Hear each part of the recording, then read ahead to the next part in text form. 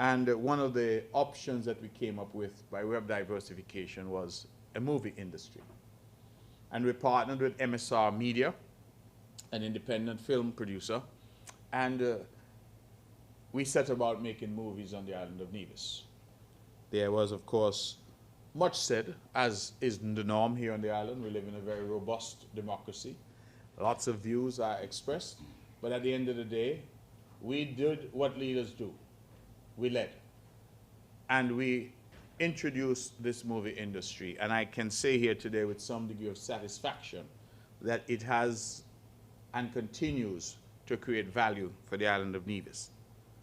Just on Sunday evening, one of the films produced here by MSR Media, The Island, was screened at NEPAC. And it showcased the island's breathtaking scenery and the contribution of local businesses and residents. Now, I decided to go because I had not seen this movie for myself. And this, recall, is one of 9 that were filmed here by MSR Media. The movie starred Michael Jai White, who was an action star from the United States. And he's well known, but what for me touched me most was to see our local stars. We had people like Esther Brooks, who played a very prominent role in that movie. We had some police officers who played roles in that movie. We had quite a few locals who played roles. We had Michael Henville, who played a role. And the truth is that Nevis played a role because the island was showcased in spectacular fashion. In addition to that, as the credits rolled, we saw the number of businesses: transportation, taxi operators, boat operators, water taxi operators, tent rentals, catering. And it struck me that it is something that we should feel proud of as Nevisians. That we had, out of thin air, came up with something that is actually bearing fruit for the island of Nevis. And that is why I keep saying that sometimes ideas come, and particularly when they're new, we anticipate that there will be resistance. In fact, sometimes even strong opposition. But at the end of the day, it is for government to lead, for government to take decisions, and for government to try to push us forward. Many of the things that today we take for granted, in fact, even the country's independence was opposed. The introduction of Social Security was opposed. So many things. The introduction of the 4 seasons was opposed. And so too, the movie industry was opposed. But here we could sit at NEPAC on Sunday and watch a film. And what impressed me was the spontaneous applause that the audience erupted in when they saw something on the screen that they recognized. Our young doctors were there. They were the doctors on set for the film. And so many names were mentioned in the credits. It showed me a number of things. 1, the pool of talent that we have on the island. 2, the economic impact. And I want members of the press and the public to recognize that this was at a time when Nevis was on her knees during the pandemic. And here we have all of these vendors who made a little something because we as a government took a decision to partner with MSR. And MSR, I always say thank you to them because we had an arrangement, we had an agreement, and MSR delivered on what was agreed to the island of Nevis. I have no quarrel with MSR in relation to what we asked them to do and what they did. They delivered for the island of Nevis. And I have said so publicly. Had they continued to deal with the NIA and continued to make movies here in Nevis, all of the hoopla and roro that came after may not ever have happened. But that is a matter for those who write history. All I can say is that I thank them for their time here because what they did for Nevis was to jumpstart this movie industry, this film industry. As a result of that, the NIA has gone ahead. We have set up our film commission. We have passed legislation in the Nevis Island Assembly. And I am pleased to say that the Location Guide UK, a location's website and digital newsletter, has just featured Nevis for the second time this year, naming Nevis among the emerging and lesser-known film destinations globally. So we're getting attention, we're getting traction, and that is what we're seeking to do. Let me go further to announce that NEPAC will host the world premiere of Pan Girl, a short film celebrating Nevisian steel pan culture. It is directed by our own Juliet Jeffers. It stars Juliet Jeffers and rising local talent Hadassah Daniel. Tickets go on sale next week for the November 28th screening event. Follow the Nevis Film Commission and Film Focus Nevis on Facebook and Instagram for more details. Now let me pause there. Pan Girl was an idea brought to us by Juliet Jeffers. You may know Juliet Jeffers because she has had roles in all kinds of films. She has really been someone who has been around the film industry. She's been on television, Law and Order, and different types of those series that we would know very well. And she has done well. And what I love about Juliet Jeffers is that she has never forgotten where she's from. And she's a proud daughter of St. James, and she came back and she said to us that she wants to contribute. And Juliet has therefore hosted acting sessions for free, I might add.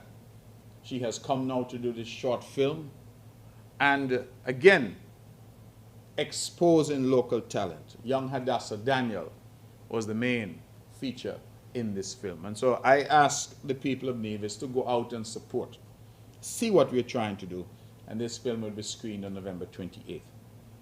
Let me give some more good news, that the Nevis Film Commission has secured yet another full-length feature film. Actress and producer Serafina King, known for her role in the CBS TV network series Criminal Minds, recently visited Nevis to finalize plans for a new romance film set to begin shooting in November. The production will feature 15 to 20 local speaking roles, plus background actors and crew.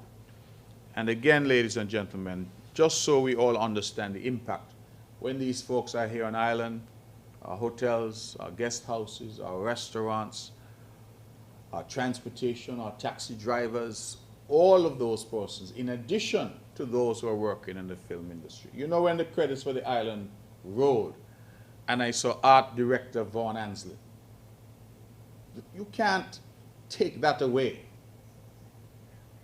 Art director Vaughn Ansley. You saw all of these names that we recognize, our people, our brothers and sisters, being showcased in a fashion that we had not hitherto seen. And so this is the manifestation of good ideas and good policies. And we heard all the negativity, but I will tell you that during the COVID-19 pandemic, when this film industry started, it generated income and jobs for a lot of people. In fact, I would go on record to say, I've said so before, that the Hamilton Beach Resort was kept open as a result of the coming of the film industry. And every month we paid, as government, to keep that resort open so that these folks who came here to make films could live there. And that's the model that we had. But in living there, guess what? The housekeeper who's there makes something. The chefs make something. The gardeners make something. Those who are maintaining the property make something. And so I want our people to understand that these things aren't happenstance. They're well thought through strategies.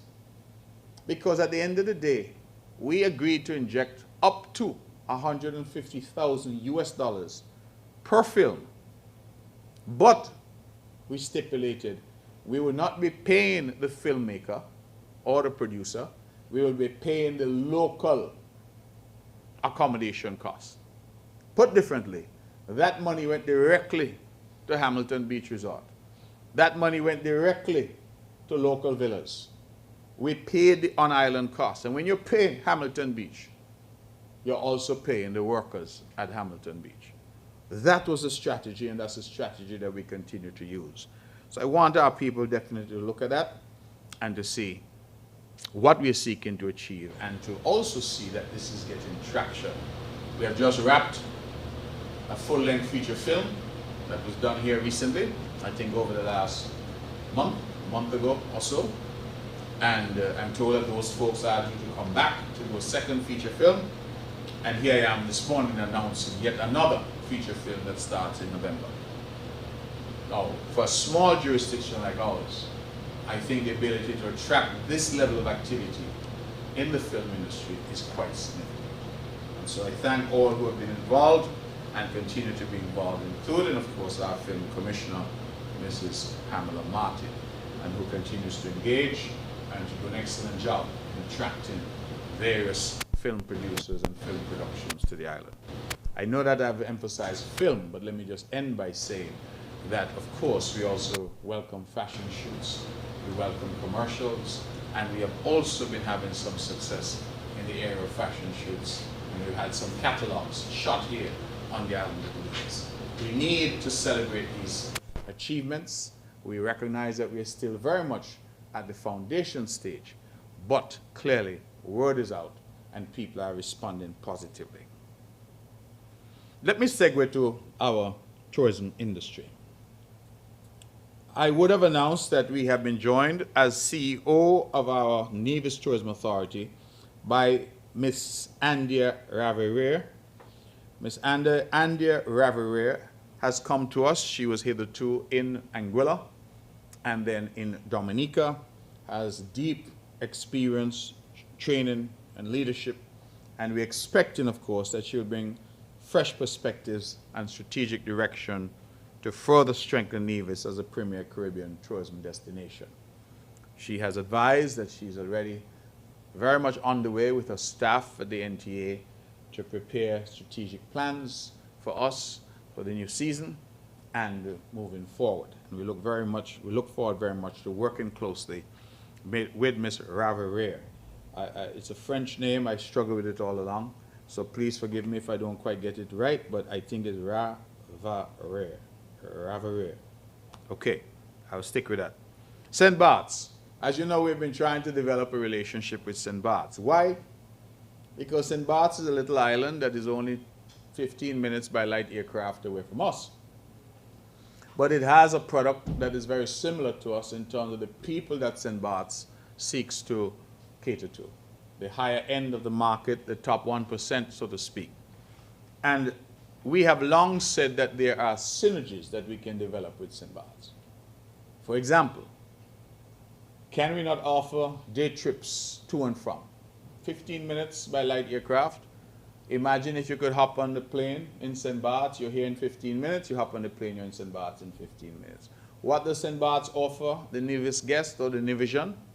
It offers French food, it offers French experience, it offers significant luxury shopping for those who are into that.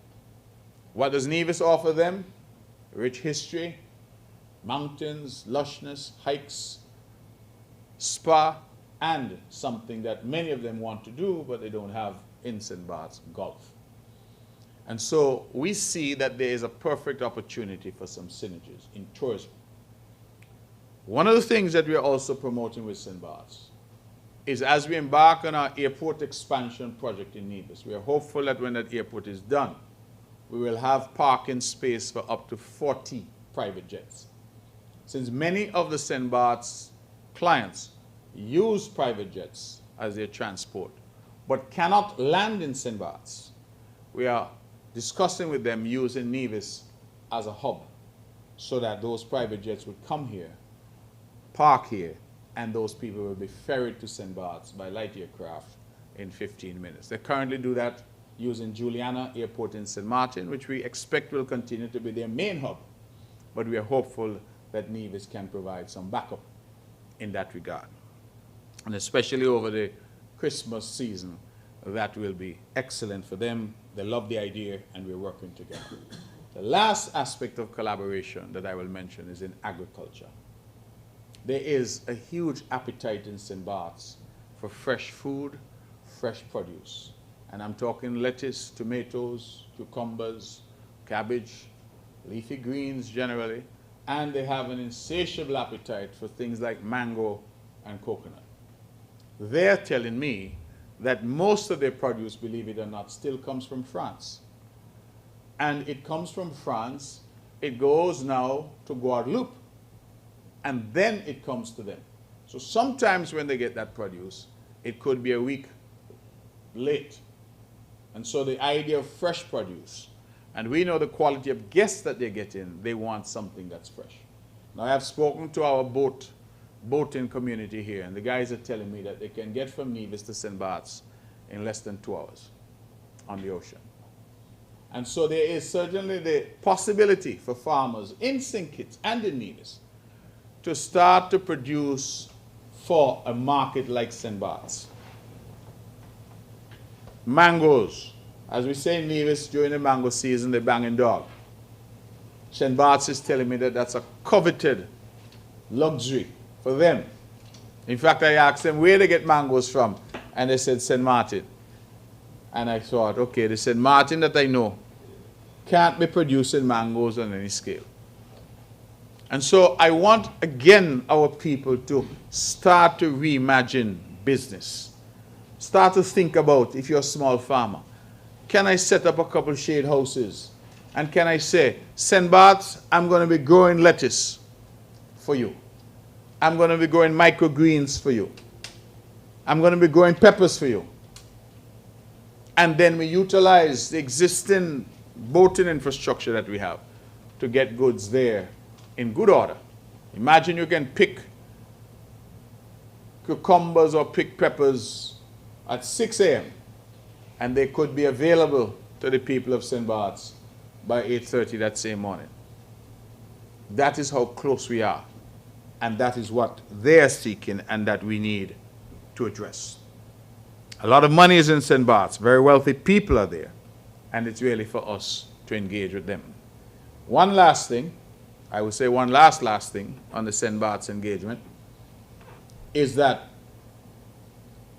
in the summertime, St. Bart's closes down. So their tourism season comes to a hard stop, and then all the hotels close. The people who work there, the people who live there, they too are saying that they would like some place to go for the summer. And again, if we can offer them opportunities here to stay at our hotels, our plantation inns, we think that they will definitely enjoy it. And so we look forward, again, to deepening that engagement with St. Bart's. The NTA is actively conducting site visits and stakeholder roundtable meetings across the island. These engagements are part of the NTA's undertaking of a destination comparative analysis to guide us in marketing and strategically positioning the island of Nevis as a leader in the luxury market in the Caribbean. I should also advise that we have come to the realization that the NTA offices in Charlestown are no longer as conducive as they were. And so we have embarked, and I'm pleased to announce, on a renovation of the building to create a more professional space for those who work there. Put differently, this government is investing in a more significant way in the NTA because we think if the NTA does its job right, then Nevis will prosper. I also want to share that each month, of course, we get the receipts from our Tourism and Development Levy from the previous month. And I am pleased to announce that for the month of August, which would have been collected in September, those receipts are up over 50% from where they were in 2024. The raw numbers in 2024, bearing in mind that we're in the off-season, we earned $132,064.96, and for the same period, 2025, we've earned $198,836.96, and excess over the same period last year, some $66,278.99. But let me hasten to say that you would recall that we increased as a policy prescription, we increased the levy from 2% to 3%. And so that increase is also now being reflected in increased revenue. Increased revenue, I might add, members of the press, that has had no burden on the people of Nevis. And if you realize that every time this government seeks to increase revenue, We look to areas that would not burden the people of Nevis. We go to TDL, which is paid by guests at the Four Seasons and others, and those who dine at restaurants. And we go to the financial services sector, where we have tweaked our fees and costs there to try to increase our revenue without there being any burden on our local population. I'm also pleased to announce that we currently have in Barbados, at the CTO Regional Tourism Youth Congress, a cohort of participants. Nevis will once again take part in the Caribbean Tourism Organization's annual conference that will be held during the CTO State of the Industry Conference from September 29th to October 3rd in Barbados, as I've said. Representing Nevis at this year's Youth Congress will be Kayla Claxton, a fifth form student at Gingerland Secondary School. She will join 14 other students from across the Caribbean in a roundtable debate where participants take on the role of junior ministers of tourism to present perspectives on key issues affecting the region's tourism sector. One student will, out of the 15, be named Caribbean Junior Minister of Tourism following deliberations by a panel of judges. Let me pause there to say that Kiana Warner from Nevis was the winner last year, and Kiana Warner followed in the footsteps of two other divisions, Roll J. Williams and what's my friend's name now? Nelia Jones, not Nyla, Nelia Jones. That both of those, Nelia and Roll J, would have won that same competition, and Kiana Warner took it home last year.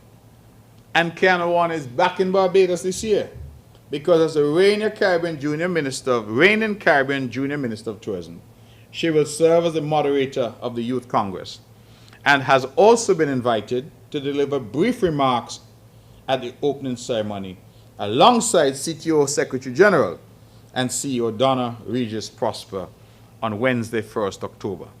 This marks an historic first. It is the first time a junior minister of tourism has been invited to address the conference's opening session. And she right here from Little Nevis. You all think Nevis easy? Nevis is not easy. I keep telling everybody. Sometimes I despair, you know, because when I hear some talk about Nevis, Nevis is not easy. Nevis is achieving some great things. Here's young Miss Warner becoming the very first, with all the size of the tourism industry in Jamaica and Barbados and Bahamas.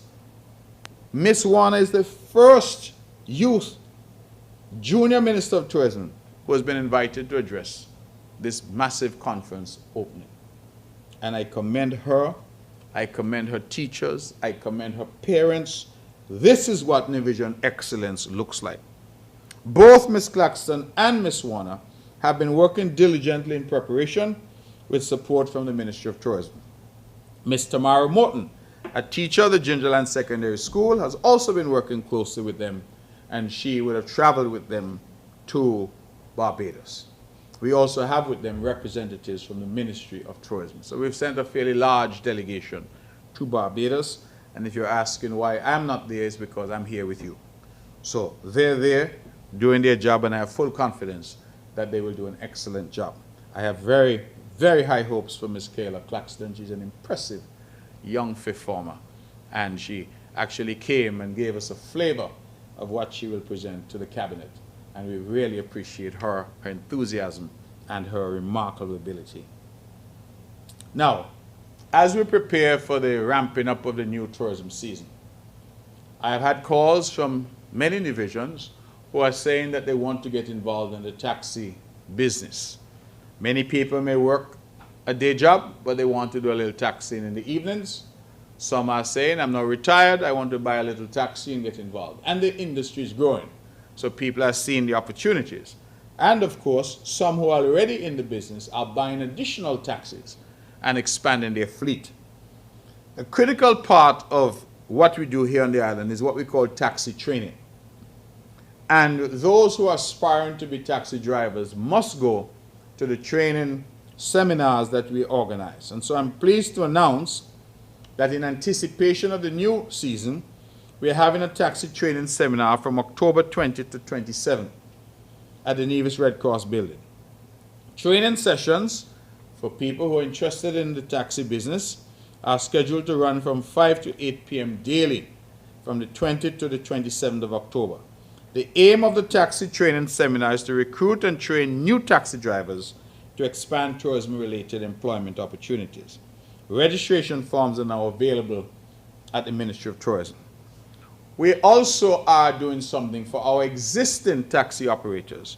We're having a refresher course for certified taxi operators, and that starts on October 30th at the Malcolm Gishard Recreational Park. We will have sessions that start at 8:30 to noon and then from 1 to 4:30 p.m. All bona fide certified taxi drivers are required to contact the ministry to register to attend either the morning or afternoon session of the refresher training. Refresher courses play an important role in ensuring that our taxi drivers maintain consistency and that they are current and that their professionalism will remain, because as we know, our taxi drivers are usually the first point of contact for many who come to visit our shows. Let me move on, members of the press, to the Ministry of Health, Gender and Social Empowerment, to advise you that the Behavioral Health and Wellness Center will be hosting a series of activities in recognition of World Mental Health. The unit invites you, members of the public, to join them in raising awareness and supporting mental health within our community. And I pause here to say that this government's approach to health is an all-encompassing and comprehensive approach. We are seeking to provide support for our people, for their physical health, their mental health, because we understand very much that without your mental health, your physical health also will suffer. The two are inextricably bound up and connected. And I am very pleased at the work that we've been doing. Many of you may know, members of the press, that we actually have a special purpose facility that we repurposed at Prospect, that we renamed the Behavioral Health and Wellness Center, because we are intent on removing any stigma associated with mental health. We have continued that excellent work, and I want to congratulate the team. The Department of Gender Affairs, in collaboration with the Bank of Nevis and the Finnish Touch, successfully hosted the Grill Master Competition 2025 on Sunday, September 7th at the VOJ in Plainfield. The event featured 6 talented chefs, each demonstrating exceptional culinary skill and creativity. But after a spirited competition, Mr. Damian Pemberton, affectionately known to us as Big Six, captured the title of Grill Master 2025. His impressive victory earned him the honor of representing the Department of Gender Affairs in Palm Bay, Florida, on October 18th at the prestigious Dr. Packer Backyard Grill Competition. Dr. Packer is well known to all of us, good fellow from Hannes Road, and he has turned a grill competition into a major event in Palm Bay, Florida. And so, Big Six, Mr. Damian Pemberton, will go to represent, having won that right by winning the Grill Master competition. Incidentally, I'm told that the last person who won this grill competition was also from Nevis, my friend who is a sprinter, Royston Creeley.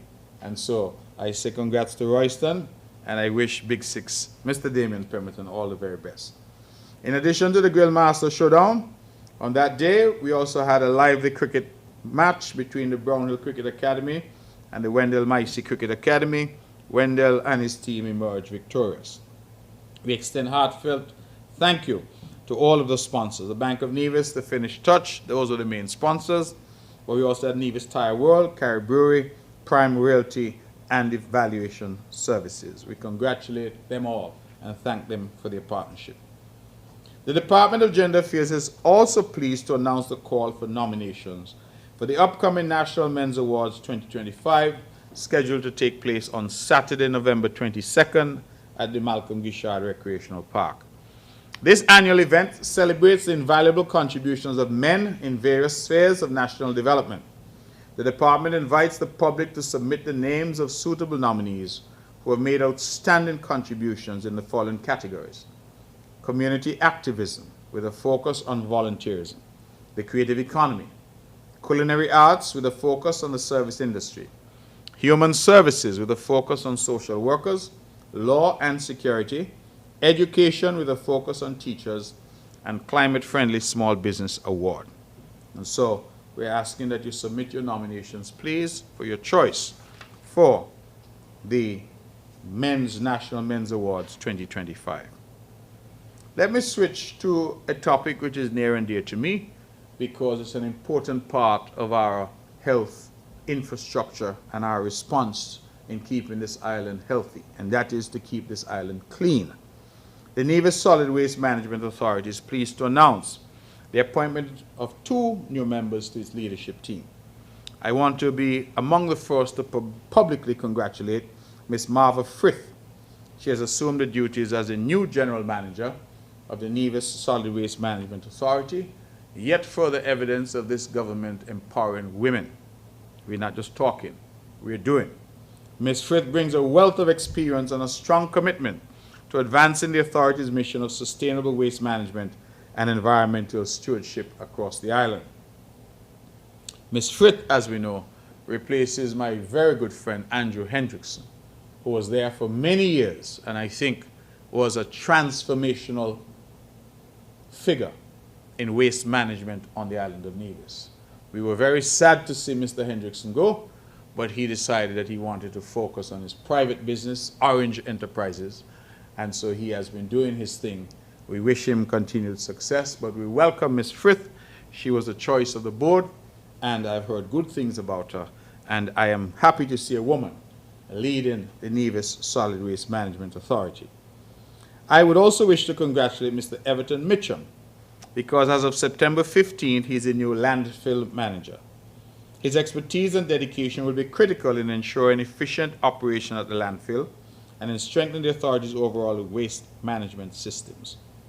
On behalf of the board, staff, ministry, and on behalf of the NIA, we extend our congratulations to Ms. Frith and Mr. Mitchum.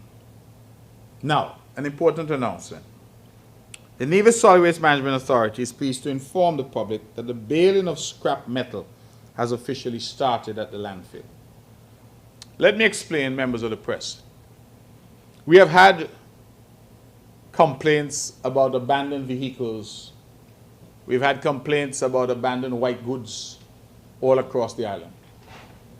In partnership with the Nevis Historical and Conservation Society, we started going around the island and seeking to collect a lot of these abandoned vehicles and white goods.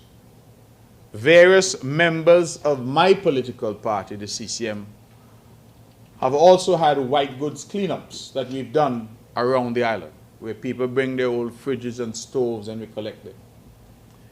We may collect them from your yard and remove them from your yard, but it begs the question, where do they go once they leave your yard? It's not as if we can wave a magic wand and they disappear. We are merely moving them from one location to another, which is our landfill. And our landfill now, I think we all agree, is past its sell-by date. It means, therefore, that we have 2 options.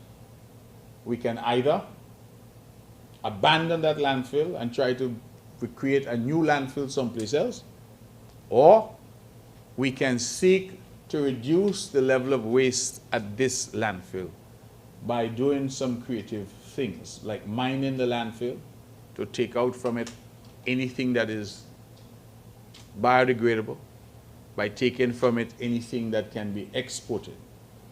And so we have had the problem with abandoned cars. We have seen that problem exacerbated because nearly every month, scores of new vehicles are coming to the island. I'm told that we have 3 vessels that bring vehicles regularly now to the Federation from Japan.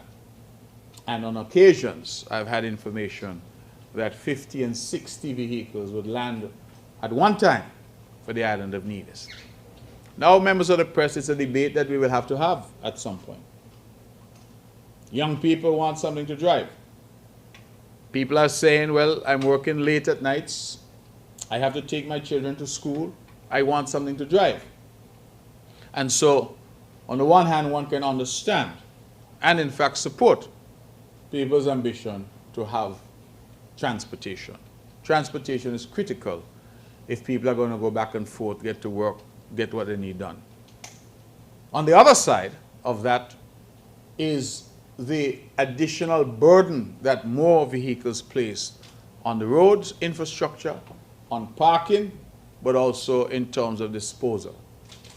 And a lot of the vehicles that people are importing are already used vehicles. And so the result of that is they may well come to the island and their shelf life is not as long as we would like. And so sometimes those vehicles come, and then in a matter of a few years, those vehicles are perhaps no longer fit for purpose. What do we do with them at that point? So things like people complain to me and they say there's not enough parking in Charlestown. I agree. I said the police keep painting up town with yellow lines and tickets being handed out. I agree.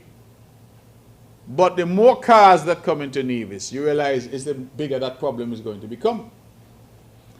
But you cannot, in good conscience, say to people that you must not have the comfort of having your own transportation to get around at your convenience. And so all of these are factors that I think should inform a public discussion about where we go in relation to the proliferation. There are some islands like Bermuda that has for many years introduced this notion of one vehicle per household. And so in Bermuda, to control traffic, they said one vehicle per household, and then they allow people to have mopeds and that kind of transport. Is that something in Nevis we may wish to consider in the future? We'll have to have that discussion. But I do know that you now have that emergent problem, because as our people become more prosperous, as development comes, as more employment comes, as the economy grows, it is only natural for people to say, I would like something to drive. And I can't vex with a soul for saying that. But the flip side of that is that it then puts a tremendous burden on the local infrastructure. And then, as I said, when these vehicles finally take their last gasp, what happens to them? And so we need to deal with that. Now, what we are finding, a lot of people are parking these vehicles on empty lots, sometimes even on the side of the road, sometimes even in the road. You see vehicles up on 4 blocks in the road. You see some vehicles, you see some areas in Nevis you don't even know vehicles are in there because the bee bush, as we call it, has gone over them entirely. The police are complaining. They say these vehicles are being used to hide contraband. So it creates a security problem for us. Health is complaining. These vehicles are breeding grounds for mosquitoes and other vectors, breeding grounds for rats, rodents, and so there's a problem. And the public is complaining because people are saying, and I agree with them, it cannot be fair that I've invested in my home, and we know a home is, for many people, the biggest investment they'll ever make, and the man next door have a set of old vehicle parked up there. Rats and all kind of thing coming from his yard and coming into my yard. He's devaluing my property. I cannot be upset with people because all of those are legitimate complaints. And so, as a government, we have not sat still. As a government, we have said, you know what? Let us partner with a company that can come in, collect, crush, and export. And so that company has arrived and that process has started at our landfill. So what are we going to do? We have already a number of vehicles, abandoned old derelict vehicles and white goods at the landfill. So our first order of business is to crush all of those and get them off the island. You see, remember I said the landfill is full? So that will create some space for us at the landfill. The second phase of that now is to go around this island and to say to people who have these vehicles all across Nevis, we are coming for them to pick them up and take them to be crushed and exported. And we're asking our public to cooperate. Because some of you may not believe it, But a lot of these people who have scores of these abandoned vehicles on their property are not prepared to part with them, notwithstanding the nuisance that they are creating. And so we will be using, of course, our powers of persuasion to persuade people that they ought to cooperate. And we're hoping not to, but where necessary, we'll use the powers given to us by law to collect and get those vehicles off the island of Nevis. So I'm asking you, members of the press, to help me to spread the word, because I think this is an excellent initiative that, if done right, will ensure that this island continues to live up to its billing of Nevis Nice. The Seniors Division is gearing up for their month of older persons this October. Based on the theme, Older Persons Driving Local and Global Action, our aspirations, our well-being, and our rights. This year's celebration highlights the vital role of older persons in shaping communities and advocating for their rights and well-being. Various activities are being prepared to honor their contributions, raise awareness on issues affecting them, and promote active, healthy, and empowered aging. I just want to take a half a minute to say that we have one of the best seniors programs in the Caribbean. And people have come and have admired what we do here with our seniors. When you have a government that cares about people, it shows. And that is what is happening here with our seniors. Our seniors are playing pan. They are being taken out on excursions. They're engaged in sporting activities, wholesome activities. Growing old in Nevis now is not some lonely exercise. We have support systems that we put in place for our seniors. And we continue to celebrate them because you and I now stand on the foundation that they would have built. The Department of Community Development also hosted the annual Unsung Heroes Awards ceremony on Thursday, September 11th at the MGR Park. The event honored individuals who selflessly contribute to their communities without seeking recognition. They are unsung. They're pillars of our community in terms of the strength of our societies, often working behind the scenes with a profound and lasting impact. Our nominees and awardees, this year were my friend, Mr. Joseph Joe Claxton. He is from the great parish of St. John's, and he has preserved Nevisian culture through dance, music, and mentorship, ensuring traditions like Lancer and Cakewalk live on. Mr. Orin Perkins, who is Nevis's pharmacist. St. Paul's Parish. A trusted pharmacist, he has guided generations with his wisdom, building a healthy and more informed society. I don't believe anybody in Nevis who has ever been sick doesn't know Mr. Perkins. We had Miss Pamela Pam Barry of St. George's Parish. She has empowered Gingerland through environmental initiatives, sport, and education, embodying generosity and vision. And Pam, of course, was one of the driving forces behind the Golden Rock Plantation Inn. We had Mr. Addison Jeffers of St. James Parish. He has served as more than a postman, a true community servant, consistently showing kindness and dependability in many areas. And members of the press, if you know how the post officers work in Nevis, you know that they run errands for the people in the neighborhood. They drop off something, they buy something, they drop in by the supermarket and pick up something. They are truly unsung heroes, and we salute Mr. Jeffers. And then we had Miss Tamara Tammy Farrell of St. Thomas's Parish, who has spent 30 years championing festivals, cleanups, youth engagement, environmental preservation, leaving a legacy of sustainable grassroots leadership. We say kudos to Tammy and, of course, to all of those who would have contributed so significantly and who were justly recognized for their contribution. We are reminded by these honorees that real progress is made by ordinary people doing extraordinary things. And so we congratulate them all. Let me just end this aspect by expressing our heartfelt gratitude to Hearts and Hands of Nevis for their generous donation of essential items, including a lift, wheelchairs, bath chairs, walkers, and 7 boxes of incontinence supplies. Hearts and Hands is one of our diaspora organizations, operating largely in New York. And we extend special thanks to Dr. Tiffany Queely Morrill for her invaluable support in coordinating the delivery of these items to Nevis. The items were shared with the hospital, the Flamboyant Nursing Home, and the St. George's Seniors Home.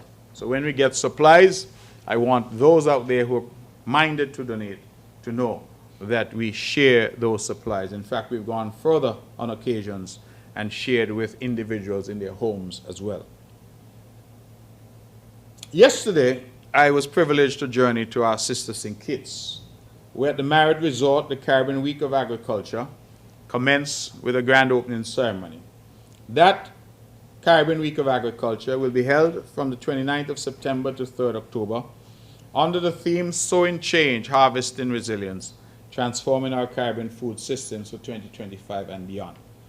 I extend my warm welcome to delegates, policymakers, farmers, and stakeholders from across the region, and I hope that they have a good time here whilst also contributing to food security in our region. The Department of Marine Resources held a FAD, Fish Aggregating Device Construction Workshop on Saturday, 27 September, to promote deep-sea fishing, a sustainable fishing method. And that department will also be leading a mangrove tree planting initiative on 28 October to restore vital coastal habitats.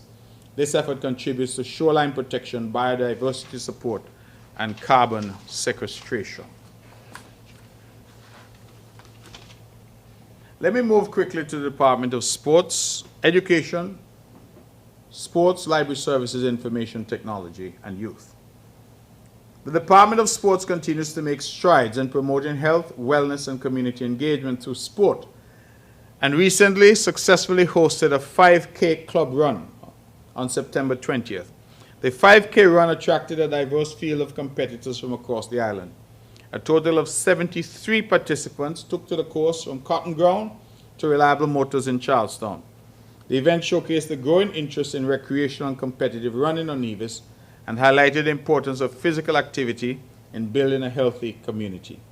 The team category was won by Immortals Track Club, with Over the Top Track Club and A1 Titans taking second and third place respectively. The individual category went as follows. Shandon Burton was first, Najib Kelly second, and Trevor Hanley third. We would wish to go on record to thank Reliable Motors Nevis and Salt Sinkers Nevis for sponsoring this initiative, and to say to runners and aficionados of running that this run is the first in a series, and so look out for the dates for the others. The primary schools, we are introducing in a big way football. For our colleagues from the press who are here from St. Kitts, we know that St. Kitts has dominated the football scene for a long time. Nevis is trying to play catch-up. You have moved ahead of us in football. We have always been ahead of you in cricket, let me just say, but you have moved ahead of us in football, and we're trying to catch up. And I'm very proud of the program that has been instituted in our schools here on the island of Nevis. And as a lead up to the 2025 football season, Department of Sports and Education hosted a Soccerama involving 9 of the 10 primary schools. The St. Thomas's Primary School, a sporting champion, sporting powerhouse, they emerged champions of that. And that was a segue to the St. Kitts, Nevis, Anguilla National Bank Primary Schools Football Tournament, which will commence on Friday, 3rd October at 2:30 p.m. All 10 primary schools in Nevis will be involved, and games will be played during the week on Tuesdays, Fridays, and Sundays. All weekday games will begin at 3:30 p.m. and weekend games begin at 4 p.m. It will be a month-long competition. We encourage you, please, to go out and support our young footballers. Let me extend congratulations to some athletes that performed well during the period. I want to take the opportunity to congratulate the following teams and individuals. The Eastern Cricket Club, they won the Nevis Cricket Association Division II 2020 tournament. The All-Stars Cricket Club, they won the Nevis Cricket Association Division I 2020 tournament. The St. Kitts Nevis Under-13 girls football team for winning the TDS series versus Anguilla. And special congratulations to the 3 young girls from Nevis who played a pivotal role in the success in Zion France from CSS, Akelia Herman from GSS, and Rone Isles from the St. Thomas's Primary. Let me move quickly to another program that we're quite proud of in Nevis, and that is the swim program. Some years ago, this government, recognizing that many of our people in Nevis cannot swim, pays odd for an island that is surrounded by water. Well, one would say all islands are surrounded by water, but a lot of our people can't swim. Part of that, I think, is still the existing trauma from the Christina disaster, way back on August 1st, 1970. And we, and I know I can speak as a boy, parents told you, stay away from the sea. You will drown. And so a lot of us grew up dreading the ocean, not swimming, and then not having facilities on land, that is, pools, where we could learn to swim. And so a lot of our people simply cannot swim. As a government, we decided we needed to do something about that. So we have introduced swimming in a significant way. And a lot of our people, in fact, I think now hundreds of Nevisians have been exposed. And we brought initially trainers from overseas, but we've also trained local trainers. And the swimming has now taken off in Nevis in a significant way, to the point where some of those swimmers are now trying to swim professionally and competitively. So the Bring It Swim Club would have participated in the Bayview Pirates swim meet in Barbados and would have performed creditably, with several of their swimmers getting medals, attaining personal best times and meeting the qualifying mark for the OECS Swimming Championship scheduled for November of this year. We must highlight Tiadrain Truss, I think they call him Tiger, who captured 3 silver medals in the age 9 to 10 category of the 100-meter freestyle, 50-meter freestyle, and 50-meter breaststroke. And Juden Connor, who won a bronze medal in the boys 6 and under category. Now, why do I think these results are remarkable? One, the swim program in Nevis is fairly new. As I said, these programs have flowed out of the government's initiative to teach our people to swim. But two, these youngsters are competing regionally and internationally without the benefit of the necessary infrastructure. So they are training in the sea.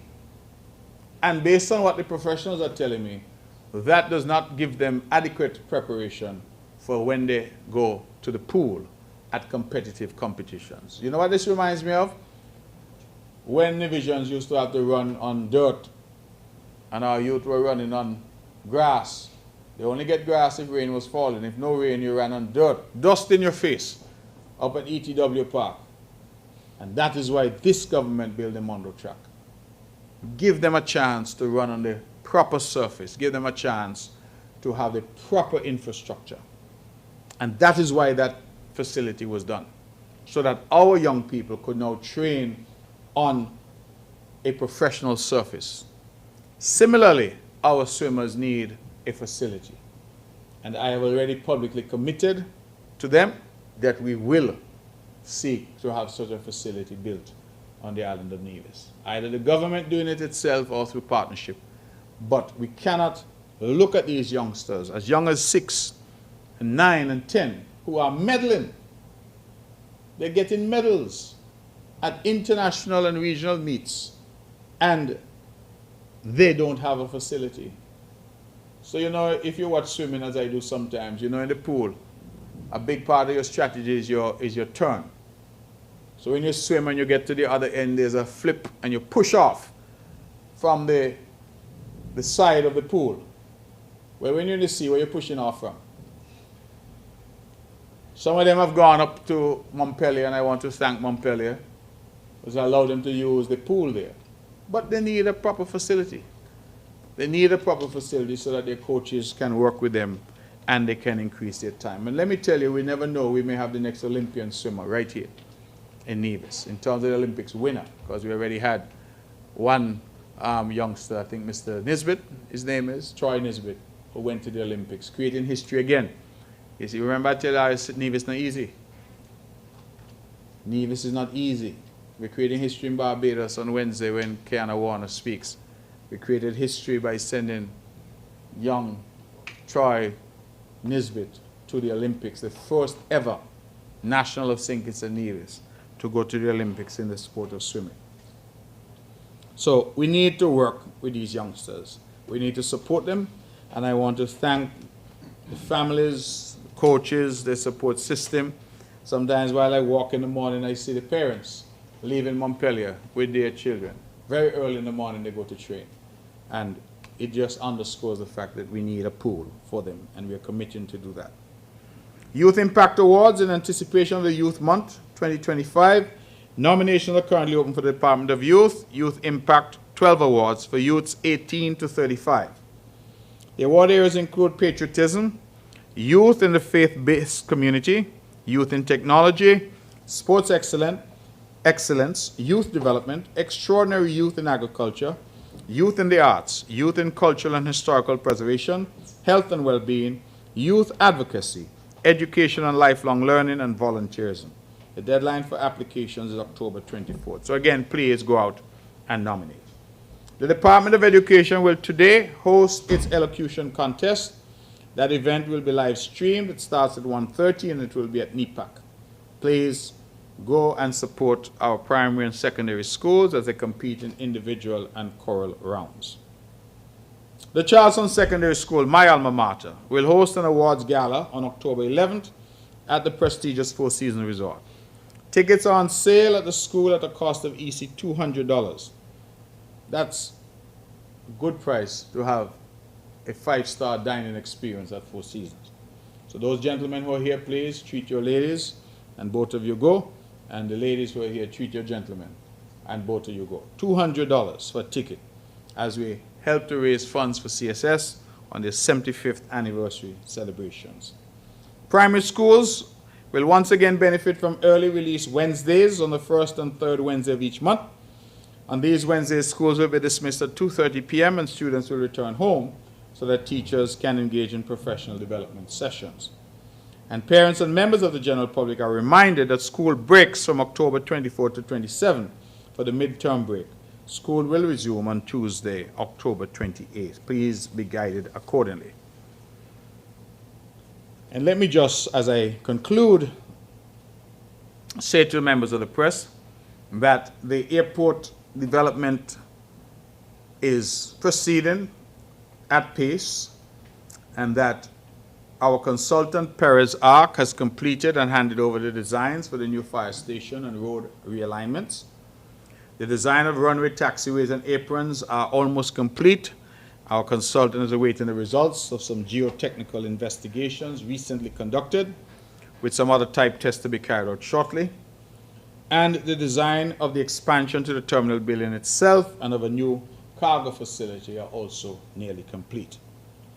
In terms of land acquisition, we continue to pay out landowners, and the planning process is engaged, and we hope to be able to respond to whatever concerns our planning department may have in relation to this project, so that we can move forward with some alacrity to break ground and have this project delivered within the time frame, which is 18 to 24 months.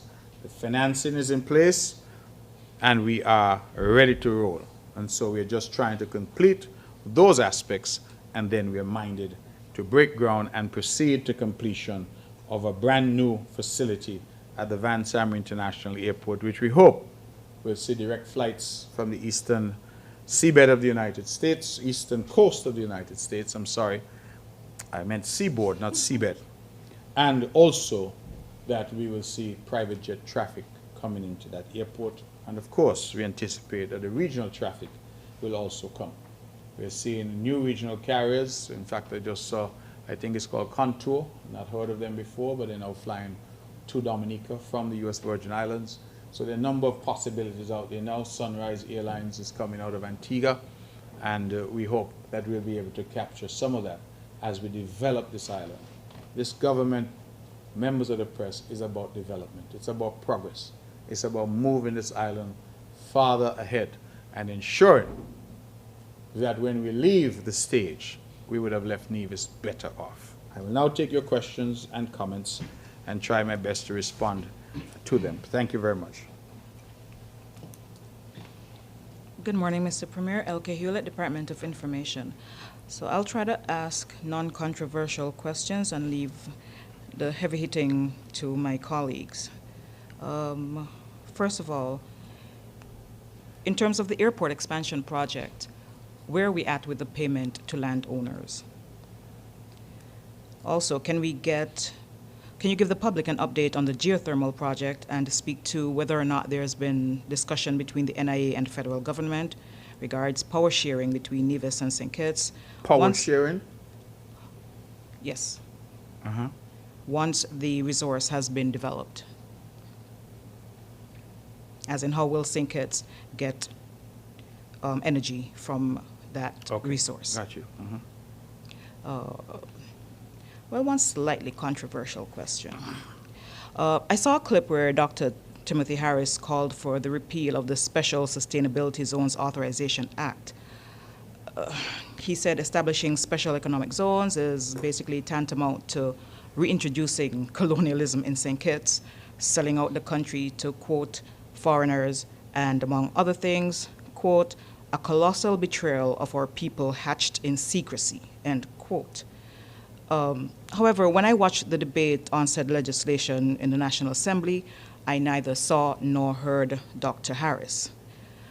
So why do you think he failed to add his 2 cents where his opposition would have been on the record and perhaps suggestions made regarding amendments be considered, but as we say in local parlance, had the most to say after the legislation was passed?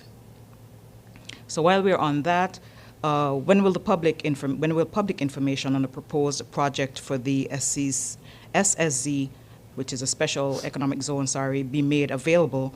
And will there be public discussion between the NIA and the citizens and residents? I think that's it for now. Thanks. Thank you, Ms. Hewlett. Payment to landowners is proceeding. I sought to end my monologue earlier by saying that we are still in the process. My understanding is that landowners have largely agreed, and so it's just a question of executing the necessary transfer documents and paying them. We have done one very significant transaction already, covering I think about 18 acres. That is completed, and I think one smaller transaction has been done in terms of completion, and the others are all pending. As you know, we would have secured funding assisted by the federal government from the National Bank for the purpose of acquisition. And so we are in that process very much so. The legal department will have confirmed that we are awaiting the completion on those. Geothermal project, my latest update on geothermal is that, as you know, we had 5 significant players who bid on the production well drilling phase. I am advised that the analysis of those bids, that analysis would take 2 parts. The first part was to evaluate the bids from a technical point of view, and the second part is to evaluate those bids from a financial point of view. The technical evaluation is complete, but again, because recall we're getting funding from different sources, including the Caribbean Development Bank, the conclusions of that technical evaluation had to be sent to the CDB, Caribbean Development Bank, in Barbados, so that they can then cast their eyes over the process to ensure that the process was fair and transparent and consistent with their rules, and they then would have to send what is called a no objection to the conclusions of that process. Now that no objection has to happen before they can do the second aspect, which is the financial evaluation. And I'm told as of this morning that that no objection has not yet been received, but that we expect that we will receive it very shortly. There were some questions that had to be responded to. Once we have that, we then immediately move to the financial evaluation, and then we will have an overall position in terms of the rankings and the ratings to determine which of these entities. It is frustrating in terms of time, but these are the safeguards, if you will, that these lenders have put in place to ensure that this process is open, it's transparent, and there could be no accusation of any corruption or any favoritism in the process. And so I am allowing the process to run its course, and the hope would be that we should have some word for the public as soon as that process completes as to who has been awarded the contract to do the drilling. Power sharing between St. Kitts and Nevis geothermal. The intention is, of course, on the first phase to do a 30 megawatt plant in Nevis that will provide all of Nevis's baseline power. If you look at the phases, we're then also looking for the connection between Nevis and St. Kitts I think they're looking at connections which go to the shortest point, which would take you to Majors Bay, that is called. And then they're also looking at connections to take you to Bastille. What that will do is allow us to transmit power using undersea cables to St. Kitts. And it's old technology. This is nothing new, nothing controversial. So we anticipate that we'll be able to do that. But we'll be able to report more because this is being done in a phased approach. On that point, let me just say something. I have heard again the negativity, and unfortunately so much of what we're trying to do here for the island is met with negative responses from some quarters. And one of the things which apparently has gained some currency is that this government has somehow given our geothermal resource over to the federal government on St. Kitts. I want to just say that that is an absurd suggestion. Working with St. Kitts, the NIA and federal government working together to harness geothermal for the benefit of all the people of the country does not constitute handing anything over to anybody. The resources in Nevis, it belongs to the people of Nevis. It remains in Nevis. It's not moving and going anywhere. But what we have realized is that this has struggled for 2 decades because there was not the political will nationally to make it happen. And I have repeatedly gone on record to say that I'm grateful to Prime Minister Drew. Why? Because he has seen that this project has benefits not only to Nevis, but also to the people of St. Kitts. That is not only the man in Gingerland who's going to get cheaper, cleaner energy, but the man in Frigate Bay and the man in Newtown as well. And because he has seen that, he has been prepared to step forward and say, listen, let's do this project. Let me point out that even though Nevis and the NIA would have negotiated through NEVLEC with the CDB for that $17 million US that we received, we could not finalize it without the signature of the Prime Minister and Minister of Finance of the Federation. CDB will talk to us, but at the end of the day, when it comes to finalizing those types of arrangements, the federal government has to give its support. Similarly, in relation to the Saudi Fund for Development, which has offered us $20 million US, that again could not have happened without the involvement of the federal administration, because as you know, Nevis and the NIA do not have international standing. In fact, he's here, P.S. Wakely Daniel. He traveled with the Prime Minister to Riyadh, Saudi Arabia. And he, P.S. Daniel, I hope history will be kind to him, was the one who made a presentation to the Saudis on the Nevis geothermal project that persuaded them to give us $20 million US for this project. So again, the federal government has been involved, and their involvement has allowed us to reach this far where we are. It's no question about any selling out or giving anything over to anybody. It's cooperation.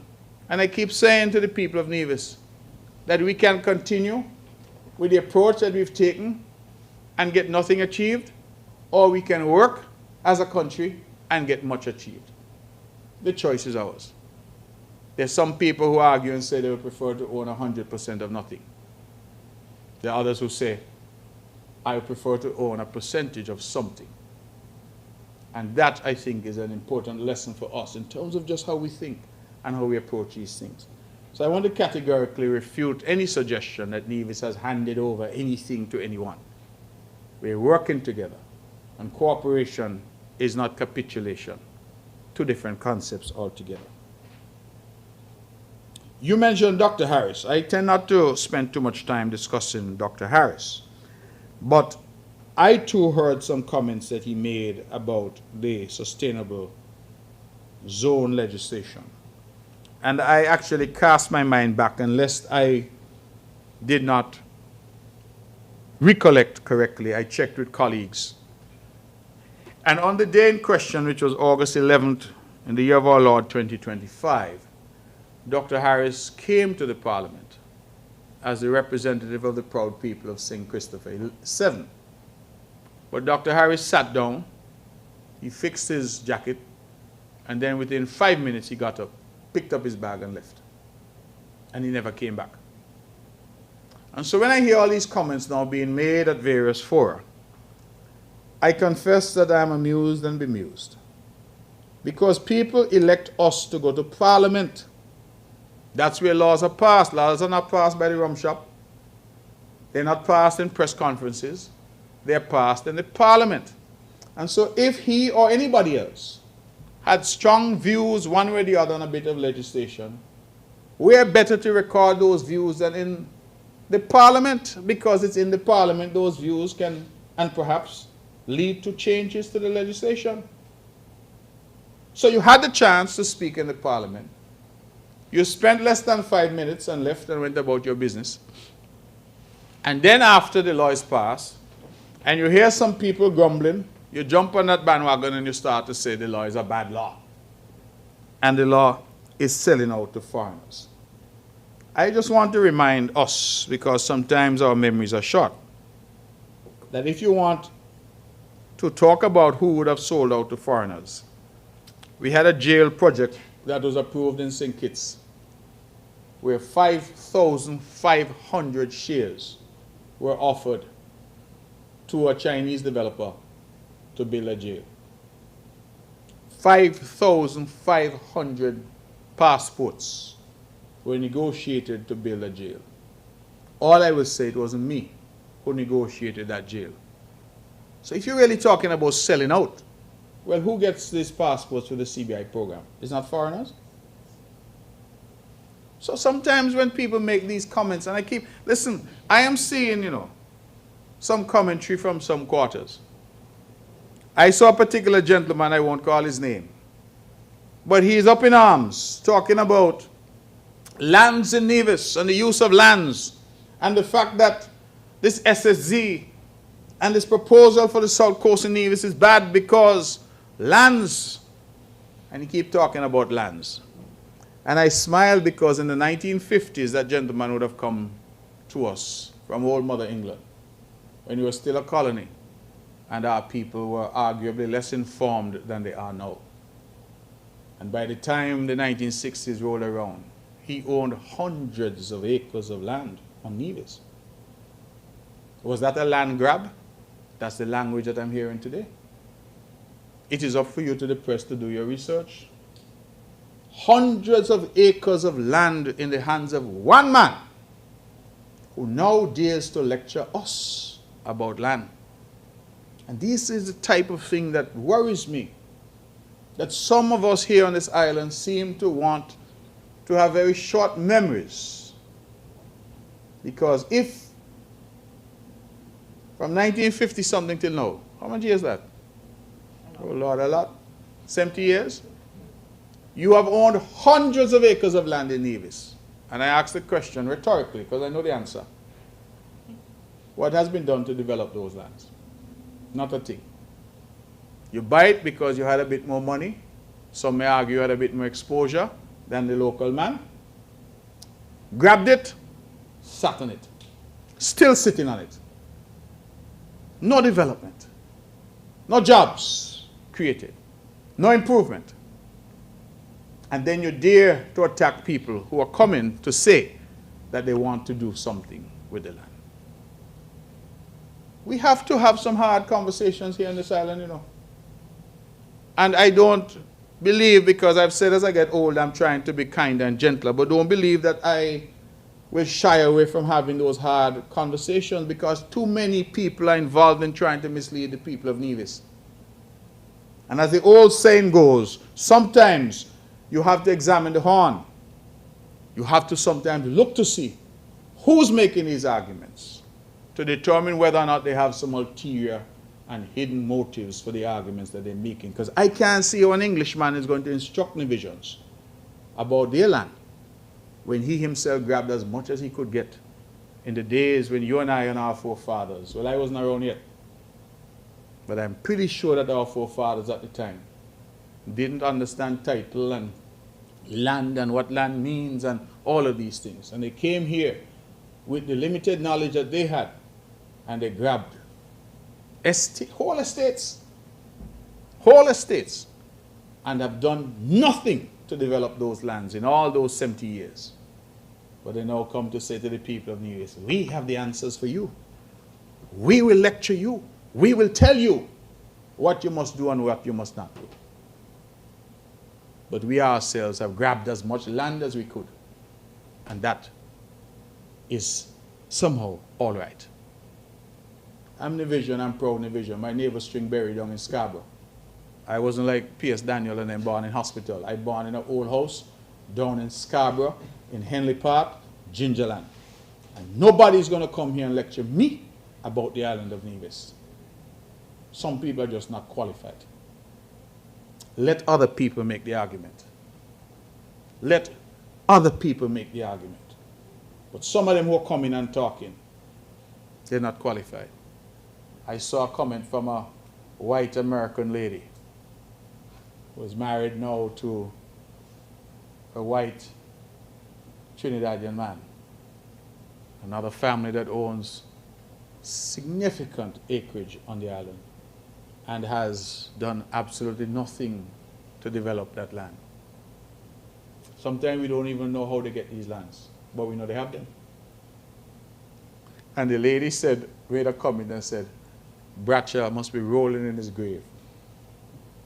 And I smiled because I said, the limited knowledge that I have from reading about Bradshaw, if Bradshaw was around, she might not have been on Nevis. Because Bradshaw used to use that power of deportation. But you have a nice, benign premier. I welcome all shades of public opinion. But sometimes, you know, people misinterpret your generosity of spirit for weakness. And there's some of them on this island here who seem to feel that they have the power to dictate to us when they're not concerned about us and our development. They oppose every single aspect of development. I will share a story with the press. I won't call any names. But one lady who came here and who bought, I am told now, somewhere in the region of almost 800 acres to build a private home. Happened under another government, not ours. 800 acres to build a private home. That lady expressed to me that her view and vision for Nevis. Imagine you come from outside and you got vision for Nevis. But her vision for Nevis was a vision that the Rockefellers had implemented in St. John in the U.S. Virgin Islands, where they bought up nearly all of St. John and turned it into a national park. So if you go to St. John, even to this day, people live in clusters on the periphery, but you cannot build inside the national park. And so her goal was to buy up as much land as she could, because her intention was that no development should come. And I remember I said to her, I said, okay, I hear you. You know, I'm a gentle fellow. So I hear you, I understand what you're saying. But when you need the trappings of modernity, you get on the plane and you go back to New York. And in New York, you have access to everything that you need. So you don't think the people of Nevis must also have access to development, to health care, proper housing, proper roads, a home if they so desire, a piece of land, a business. Children go to university. And when our children go to university, should they stay in New York and stay in London, or do we want them to come home and have opportunities in this their land of their birth? Because a lot of those who are talking and telling us to be against development, they have already lived their lives, you know. And many of them are very well off. And many of them at the first sign of difficulty, they get on the plane and they're gone. We, the people of Nevis, must have the debates in Nevis. We must decide what happens in this island. And I'm very mistrustful of those who come to tell us that they have answers for us. When you look at them and what they've done, we have not seen any benefits commensurate to the level of land. And you talk about land grab, those are land grabs. Because land grab to me is when you grab and you don't do anything with it. You sit down on it. But if you grab a piece of land and you develop it so that people can get jobs and the economy can move forward, then I would not describe that as a land grab. I describe that as investment. It is advancing our economy and advancing our island. I've probably gone on a bit long, but you did ask me about Dr. Harris, and I just, if I may be allowed to advise Dr. Harris, you know, for whatever days he has left in the Parliament, I just believe that he should focus on coming to Parliament and making his case in Parliament. He is, among all the parliamentarians, the one who is most absent. And that morning on August 11th, when we had the SSD legislation to debate, he just walked in to mark his name. You know, sometimes you went to school and you say, present teacher, and then you go out in the yard. That's what he did. So I don't really want to hear no from you, because when you had the chance, you could have come in and perhaps his comments would have led to changes to the legislation. And then this idea about selling out to foreigners. Anytime I hear Dr. Harris say anything about foreigners and selling out, I just remind him that Chinese jail. There was no bigger sellout in the history of this island than that Chinese jail. That he made the decision. Lest you accuse me that I was in his cabinet, I was out in the yard when that decision was made. Public information on the SSZ, I can confirm two things, well, three things for the press. One, the developers have advised that they will, in short order, be making information available to the public as to the nature of their development. I thought it was important that they provide the information and then we get involved in a public discussion. And then on the SSZ and this proposed development, I've already invited some stakeholder groups, the Chamber of Commerce, and not just the Nevis chapter, but the wider chamber, St. Kitts and Nevis. I've invited them to a meeting. The churches I've invited to a meeting, and the Hotel and Tourism Association, forgive me, I've invited to a meeting.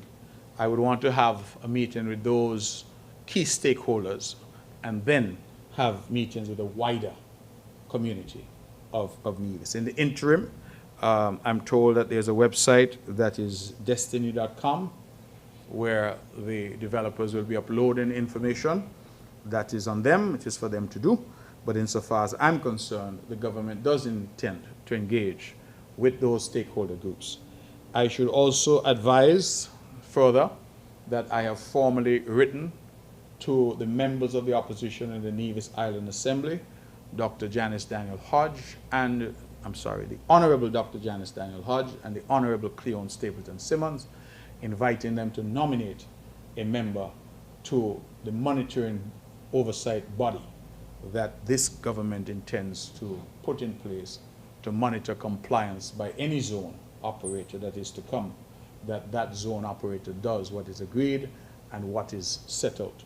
As you know, under Section 9, I think, of the legislation, the Premier has the authority to do that for the island of Nevis, as does the Prime Minister in the island of St. Kitts. I have decided to exercise that authority, and I've already invited the opposition to nominate a member to be on that oversight body. That member we have set out should be someone who has some expertise in law, project management, the environment, finance. We've set out a number of heads. Put differently, I don't just want somebody to send me a political hack. They have to be people who can contribute in a meaningful way to that monitoring committee that we hope to install. So we already initiated that process, and we'll see how that goes. But the opposition, of course, can be represented if they so choose. The invitation has been extended to them. Any other questions for me?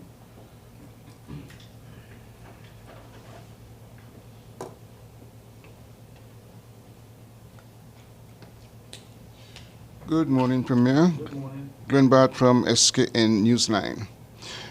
I want to start first with the sustainable zone legislation, but more importantly, I believe, is the issue of vetting potential investors who may want to develop their projects in such a zone.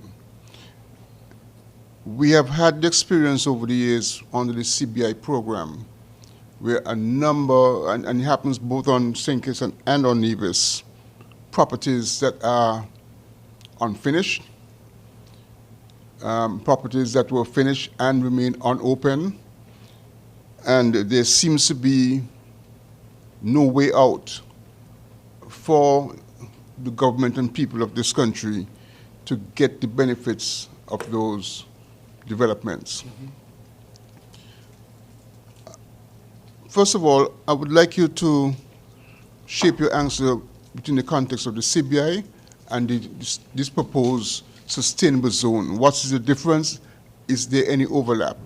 And then secondly, because of the complexity now today of all kinds of characters pretending to be above board, how deep, how extensive is our vetting process, due diligence process, in ensuring that these potential investors do have the capital, the know-how, and intend to and must complete their projects.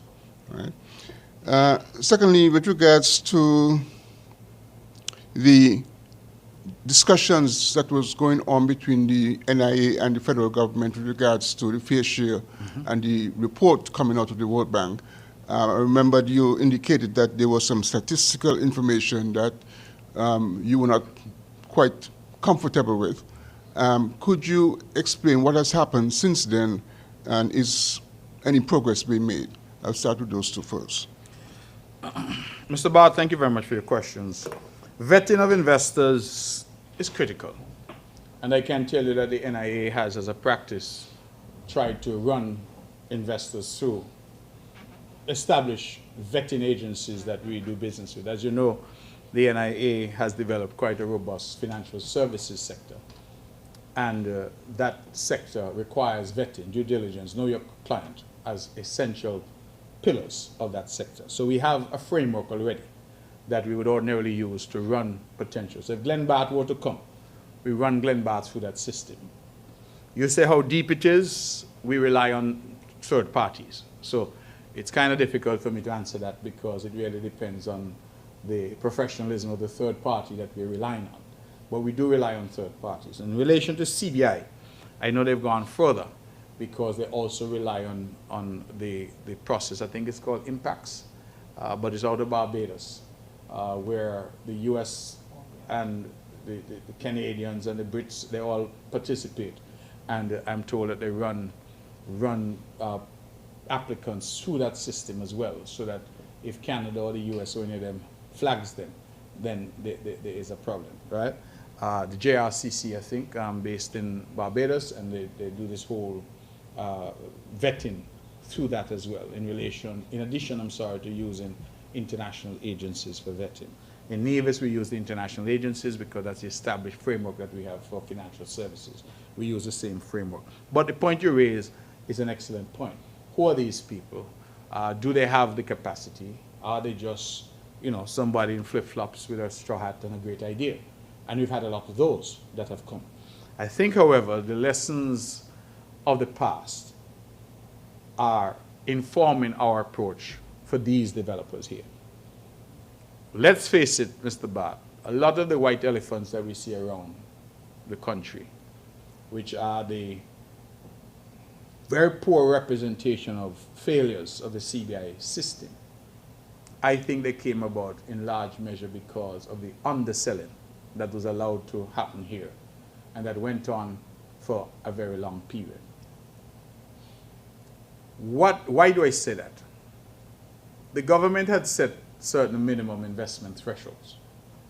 So let us say, for example, that the minimum investment in a real estate purchase was $400,000 US. Those thresholds were set in such a way that when the applicant or the investor paid $400,000 US, then the developer in turn had sufficient funding to do the project. Bear in mind that a lot of these projects, the people did not come with any funding of their own, or perhaps just minimal funding. They were depending on sales in order to fund the development. And that model is fine, provided that you have sufficient revenue from those sales to do the project. What we have discovered is that a lot of projects in both St. Kitts and Nevis have been sold out, but there's no money to finish the project.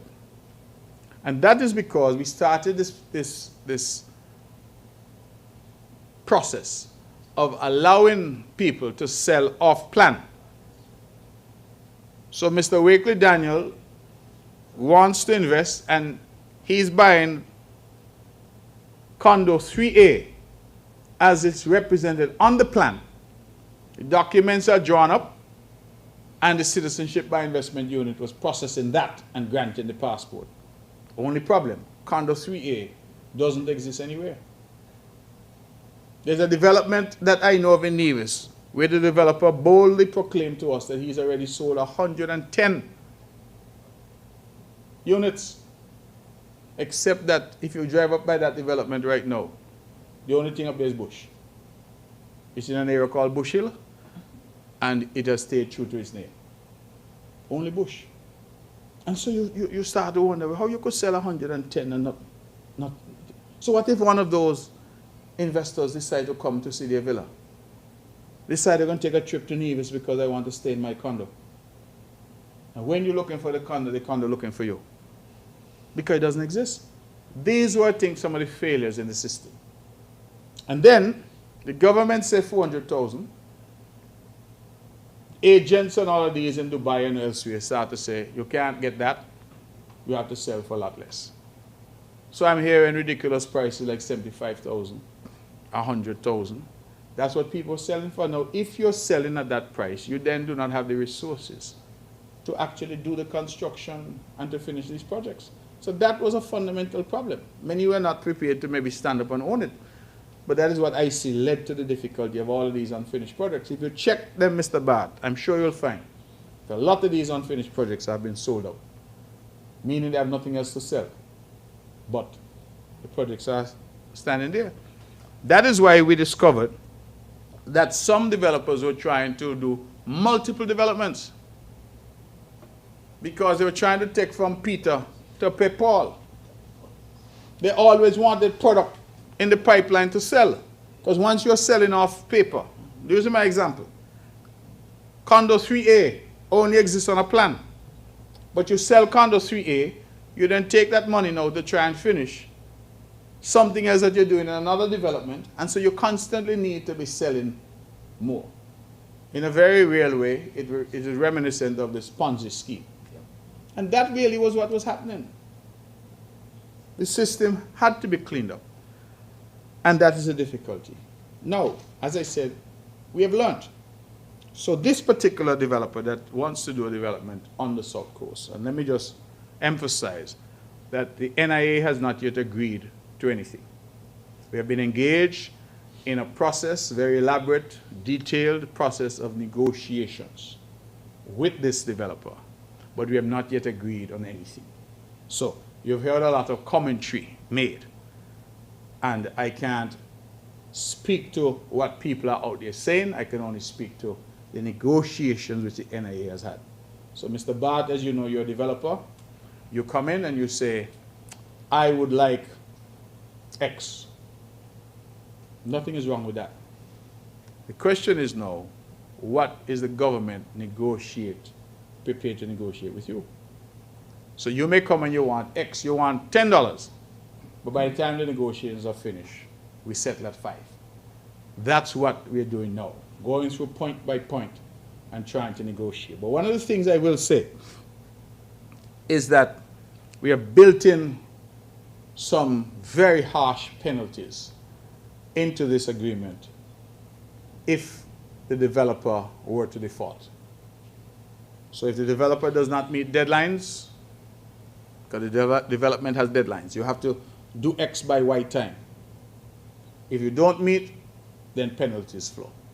And also, if the developer walks away, I believe that the penalty, if I can recall what is in the draft documents, is $75 million, right? Which would operate as a lien on the lands, so that the NIA, and through the NIA, the people of Nevis will be able to claim $75 million worth of those lands as government lands. That is the sort of nuclear option, if you will. If they were to walk away, we have the ability to seize up to that amount.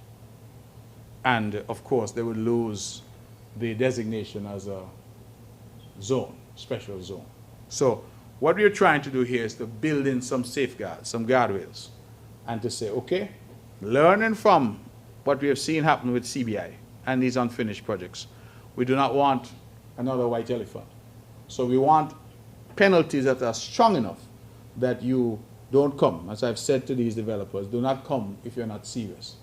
Because if you come and you're not serious, there's some harsh penalties that will flow from that. So that is the mechanism that is being proposed. I want to emphasize proposed, because as I said, these are points that we continue to negotiate, but we have not yet come to a position where we have signed off.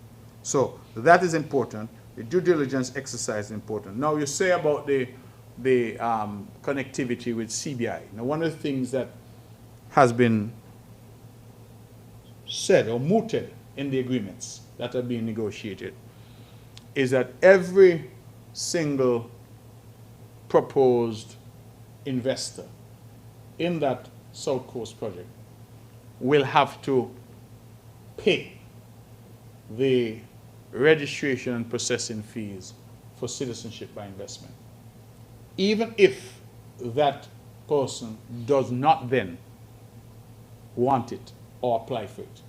I don't know if you understand what I'm saying. So once you come into that zone, you have to pay the money, right, up front. If you choose not to, because many people choose not to, they're not interested in citizenship, then that's a matter for you. But whether you decide to apply for citizenship or not, you have to pay that money up front. That is one of the aspects that has been negotiated, just in terms of generating revenue for the Citizenship by Investment program and for the government of St. Kitts and the government of Nevis as well. Fair Share World Bank report, short answer is we have had some progress, because the question of the numbers aside for the moment, I think what we determined was more important was the framework for sharing. We can quibble over whether the statistics were correct. And the World Bank, curiously enough, Mr. Bart, and I've said so, some people have criticized me for saying so, but you recall a comment that was attributed to me where I said that if you put this thing in the hands of a sixth farmer, they could have worked it out. I did not believe that the World Bank was necessary. My humble opinion, the World Bank was initially engaged to kick the can down the road. And then when the new government took over in St. Kitts, in their wisdom, they claimed that the World Bank was already engaged, so they continued the engagement. But in truth, if you were to read the Charleston Accord, which was signed on the courthouse steps in Nevis by Vance Wincourt Amory, Timothy Sylvester Harris, and Sean Richards, you will see that there was a formula in there that the three political parties which formed Team Unity and vying for national power in the country agreed, Mr. Bart, that there would be a pro rata sharing of CBI revenues based on population. That was, if I recollect correctly, back in 2012 or perhaps 2013. It was in 2013. Where are we now? 2025. Would you believe that the World Bank has come back with the same suggestion? They gave various scenarios, but they said their preferred suggestion was a pro rata share. So I feel vindicated in a way, because I'm saying this could have been worked out a long time ago with some goodwill. Federal government knows what the numbers are, and you share based on a pro rata basis. But I feel that there was some reluctance to go down that road. Why do I say that? If, for example, Nevis were to get 25%, I think the Nevis population is about 27, 28% of the national population. But let us say 25% for just purposes of round numbers. If we were to get 25%, at those times when CBI was bringing in $600 million a year, that 25% would translate into $150 million to the island of Nevis. Instead of that, the island of Nevis started out getting $2 million a month, $24 million for the year. Then it crept up till it got to 5.5 million a month, or 66 million for the year. Now, I am not going to stand up here and be ungrateful, because $66 million for the year is a far cry from nothing, which is what we used to get before. But, Mr. Bard, if we were getting a percentage when CBI revenues were flooding the streets of Bastille, you realize that that 66 million pales in comparison to the 150 million I just mentioned, that the 25% would yield. Some years, the money was as high as $700 million, 500 million. Even at 500 million, 25% would have been 125 million, double what we actually got. So we were, and still are saying, there has to be a framework that is based on fairness. Has there been progress? Yes, because the Prime Minister has recently discussed with me that he wants to move with some alacrity to a percentage basis for sharing the revenue. He had to leave to go off to the United Nations, and so I am hopeful that when the time is back, we can engage further. And that percentage basis is, in my humble opinion, long overdue, because there was always a framework for it. If you read the Charleston Accord, you see that that framework was set out in that document. So we'll have to have that discussion and that debate, and to determine how we now move forward. Now, I will put down the marker now that if you look at CBI receipts today, those CBI receipts are naturally vastly reduced from where they used to be.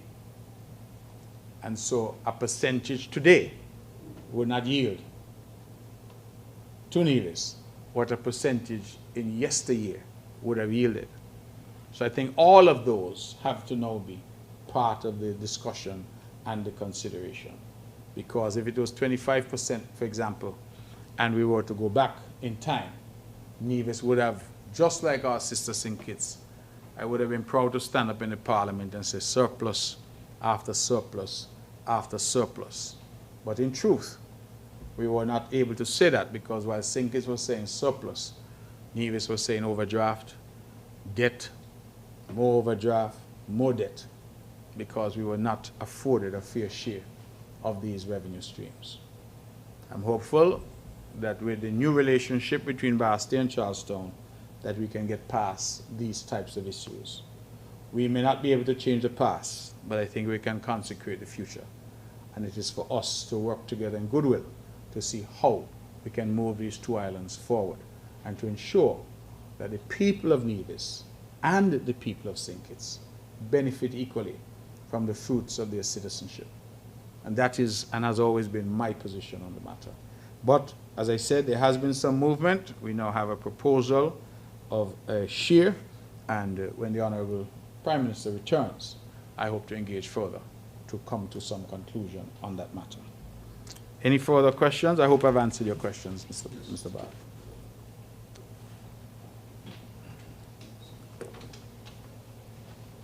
Morning, Mr. Premier. Vernon George, the Observer. I got a question for the SSD zone. There's a lot of back and forth going on between your government and the opposition. Can you tell us exactly when and where this proposal was made? 2, have the government received any approval from the Eastern Caribbean Civil Aviation for the airport extension? If yes, would the report be made public?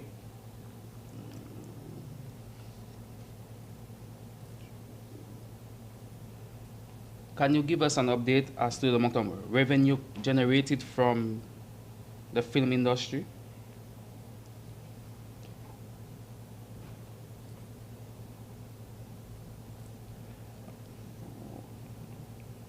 Last one is concerning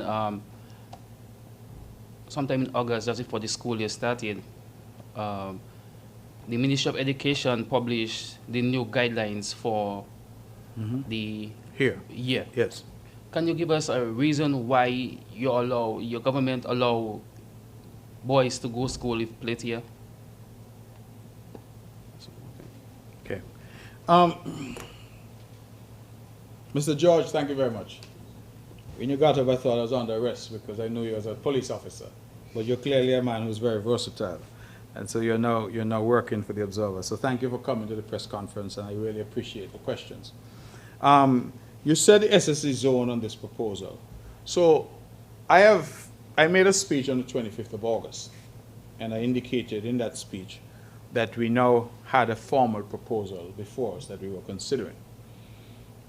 I had hitherto, on a town hall meeting that we had in July 5th at the Hanley's Road Community Center, in response to a question posed by someone, I indicated that we had had an initial approach by a developer to do a development on the South Coast, but that our response to that developer was that we didn't own any lands as government, and so they had to go and speak to the landowners to determine if the landowners would be willing to sell them their land, without which, of course, there could be no development.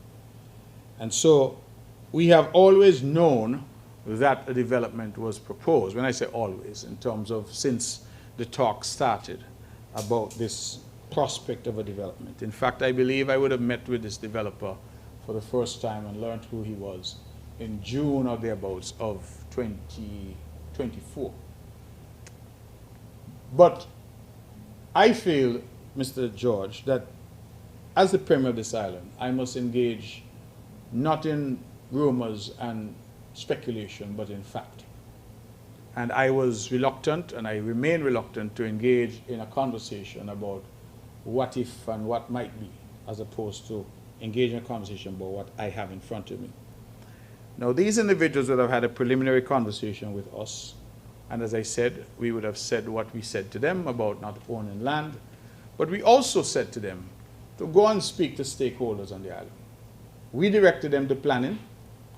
For example, we directed them to various stakeholders. We said, go have some conversations. See if you can, by those conversations, inform yourself as to what it is you want to do and how you can go about doing it. And so all of that would have been a prelude to a formal application that would have come to us.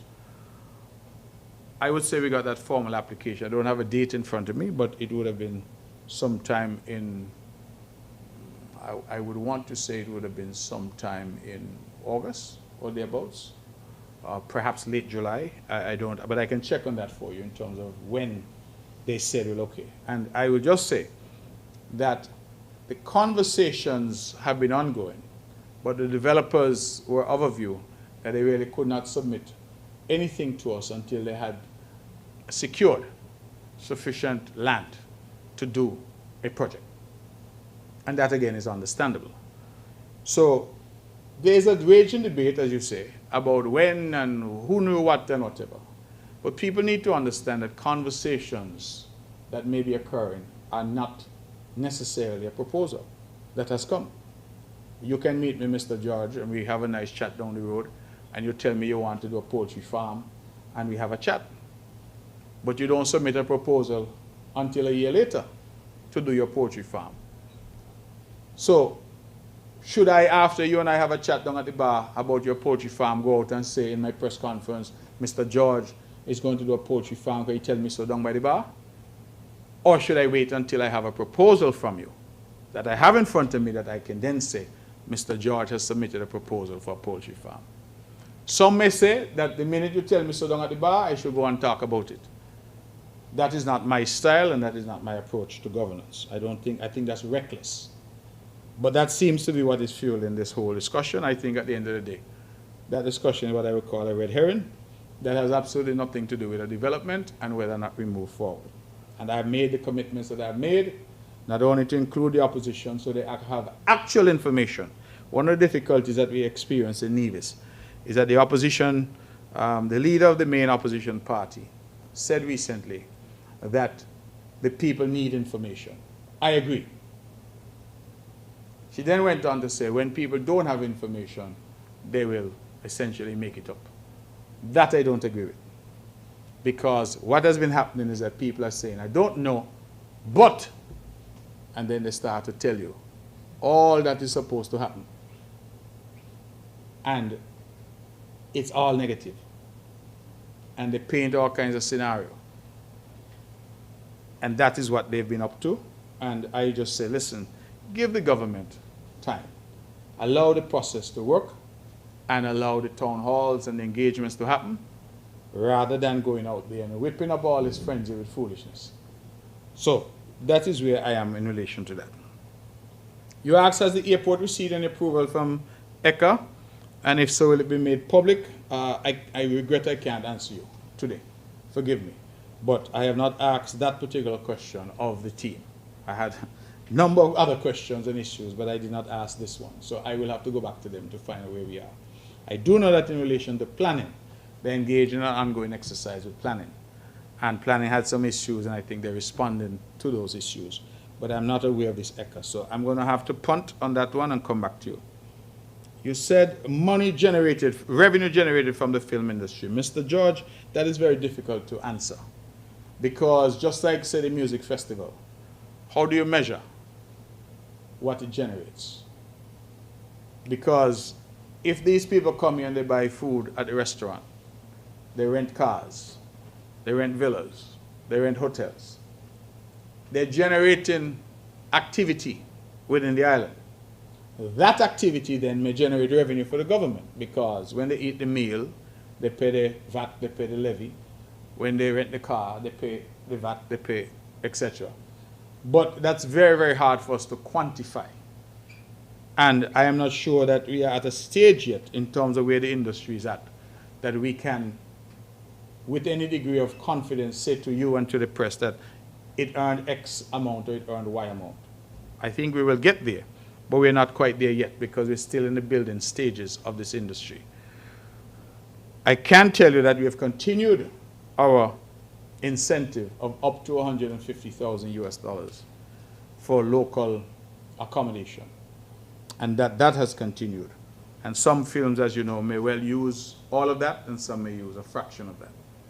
But in terms of me being able to tell you now, from car rental, from employment, from villa rental, from food sales, from they buy gas, they go to the supermarket, they get a phone from Flo, that there's a number that I could attach. That study has not yet been undertaken, and so I can't tell you that. What I will say, based on the reports that I've had, is that each of these films generates significant activity. You're asking me to quantify the activity, and I'm saying at this juncture, I can't. Ministry of Education, new guidelines for here.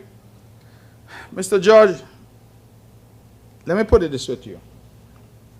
The Cabinet had a rigorous discussion, or maybe vigorous is the appropriate word, discussion about here. Your hair is in a particular style right now, neatly cut. P.S. Daniel don't have hair. Mine, I try to keep it neatly cut. We come from a generation, well, let me not include you, you're a youngster. Mr. Daniel and I come from a generation where deportment was considered a particular badge of not only respect, self-respect, but also discipline. And I don't know whether there's a right and wrong here. But what I will say is the society has evolved. And so if you look, for example, at a gentleman, a young man now walking in the street, his pants is around his buttocks, his underwear showing, he has his hair braided, he has maybe 2, 3, 4 earrings, he has piercings, he has tattoos, he has all that. And that's considered the new normal. The education system has come under tremendous pressure. You're talking about here, Mr. George, there are children in school with tattoos. 12 years, 13 years old, and they have tattoos. How do they get them? And when the education officials try to instill some aspects of discipline and order, the first people that reach the school are the parents, to abuse and to carry on with our education officials. It's a sad commentary, but that is where we are. So we were holding the line, you know, in Nevis as a cabinet. People were telling us that we were old-fashioned and foolish. But our colleagues in St. they went ahead and allowed the braids and all of that in school. And so then we got accused in Nevis and we were told, oh, how is it that you all have a different standard in Nevis to St. Kitts when it's one education system? And that was a very powerful argument, because in truth, you cannot have two different standards in the Federation. And education in terms of policy is largely set from Bastille. There is a danger, Mr. George, of governments and societies pandering to what I would call the worst in us. People want to behave in a particular fashion without decorum, without decency, and we say, well, that's what the people want. And so you pander to that. I think we have to be careful. We have to be careful, because sometimes it's a slippery slope. One argument I heard is that we ought not to require our children to do anything that is not natural in order to go to school. So they say that requiring them to cut their hair, requiring them to dress a particular way is an imposition, and it infringes their rights. And I remember asking someone who told me that, is wearing clothes natural? Is wearing shoes natural?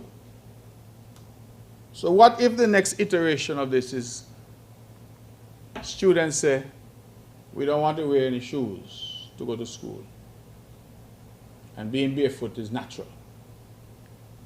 We don't want to wear any clothes because I born naked, so being naked is natural. Those may sound far-fetched, but I'm telling you, if you were back in my day talking about boys coming to school with their hair plait and students with tattoos, imagine we had to develop a policy about students with tattoos to say they must cover them when they come to school. Now you ask me in good God's name and in the world of conscience, what is a young person at that age having, where they get tattoo from? Who paid for it? Who gave them permission? Why would a 13-year-old child have a tattoo? Again, the parents, it's cool, it's hip, it's young, and they then tell us, what are you making noise for? So this new guideline was really to bring us in line with what's applicable in St. Kitts, and it came about, as I said, from intense debate. There was not any one side that had it all in the cabinet. We went back and forth. But we thought at the end of the day that it was more of a distraction, and that people were out there focused about here and how students present rather than what the quality of the education that they were getting. And so we relaxed it. Thankfully, it's a policy. So if there's need to revisit, then we'll have to revisit, but we're hopeful that it goes well. And we're saying that notwithstanding that it has been relaxed, parents should still provide the leadership as parents. The teachers are not the parents. The teachers are there to do their job, which is to educate the children. But the teachers need the support of the parents, and the parents need to act as the adults in the room and to parent their children. And a lot of these things, I think, as I say, can lead to a coarsening of the society, a coarsening of the community, which it will do us all well to try and avoid. Any other questions for me?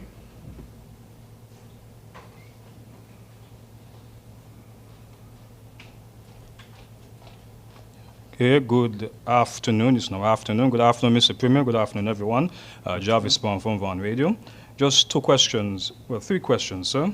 Where are we with the 2026 budget preparation? And as it relates to when you spoke about the scrap metal project, you didn't mention it, but I just wanted to, if you can elaborate, sir, could you state if or when the government and the company, basically go around to take up the derelict vehicles, if persons will be compensated? And finally, I know, Mr. Premier, that you would have mentioned earlier in the year that the Alexandria Hospital was, quote-unquote, top priority. The question is it still top priority? And has the Taiwan assessment been done on the Alexandria Hospital? And those are my 3 questions, sir. Okay. Thank you very much, Mr. Jarvis. Thought-provoking as always. 2026 budget prep has already started. It normally starts with meetings among the permanent secretaries and meetings among the technical teams, and then it goes into wider meetings with the broader body. So that is already ongoing. As we prepare, this is now September, so we normally would be well into it by November so that we present the budget in early December. That's a tradition. Scrap metal project, you say, would people be compensated? It's almost as if you ask them if I'm going to compensate people to clean up the yard for them. So if your yard is overgrown, Mr. Jarvis, and I come in and I cut the yard, you think I should pay you? You should pay me. But I think it's a fair question because I know people will be out there and saying that the derelict vehicle has value. We are hoping that we won't get into that because my understanding is that the government will actually go and pick up. So we wouldn't even be charging people for the transportation. And some of these vehicles, as I said, have just been abandoned for years, and there's no apparent value there. So I am not anticipating at this point anything about compensating people to pick up their garbage. Alexandria Hospital, top priority. It remains so. And yes, we have finalized our arrangements with the Taiwanese. Our difficulty, Mr. Jarvis, has really been the resources to jumpstart that project. We have now engaged with a few different agencies and avenues to get the necessary resources to do that project. So we have everything that we need now. We just need to fill that funding gap and be willing to move forward with that. So we're still very, very anxious about that project, and we are still committed to ensuring that that project is delivered during this term to the people of Nevis. That is something that we all, I think, as Nevisians, think about.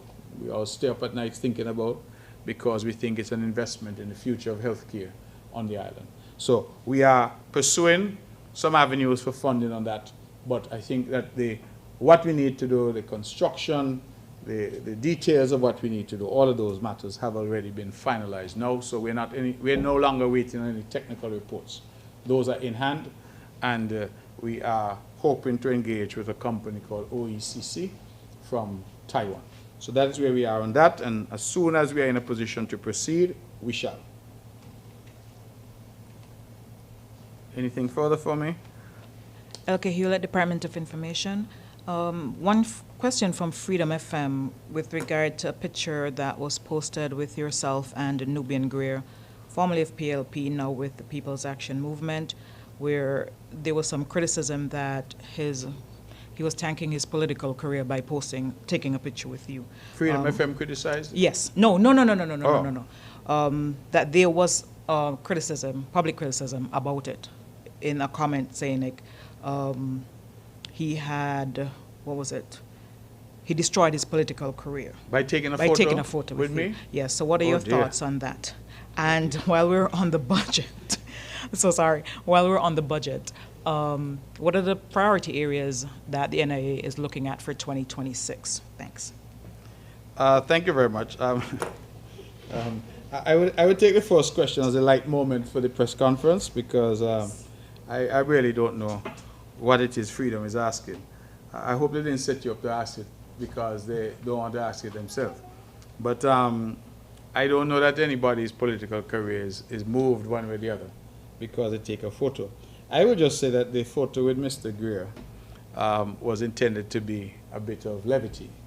Mr. Greer had some marijuana plants, and he said to me that a particular strain was called the Sheriff. And you know, that has been my moniker in politics for some years. And so I said to him, I need to take a photo with the Sheriff. And he and I both. If you realize in the photo, we were pointing at the plant as we took the photo. That's all it was. It was a moment of levity. And I believe, Ms. Hewlett, that we need more moments like those. I am very afraid of where we're headed if this rhetoric of hate continues in the country. I have said in various public forums that we ought not to assume that what happens in other places like Rwanda and elsewhere, that it's impossible here. Hatred is insidious. It's something that starts out and it can lead to the type of conflagration that consumes us all. We have had politics in this country forever. The rhetoric has sometimes been heated. But the level of venom and vitriol that I'm seeing spewed on a daily basis, broadcast as it is by the access to internet, you can now sit down and write something hateful and it immediately reaches everybody. The approach from the opposition on Nevis now is to go after people's families, put up photos of your wife, put up photos of your children. It doesn't matter. It used to be that there were some lines that we did not cross. I still function as a politician by saying that I will not cross certain lines.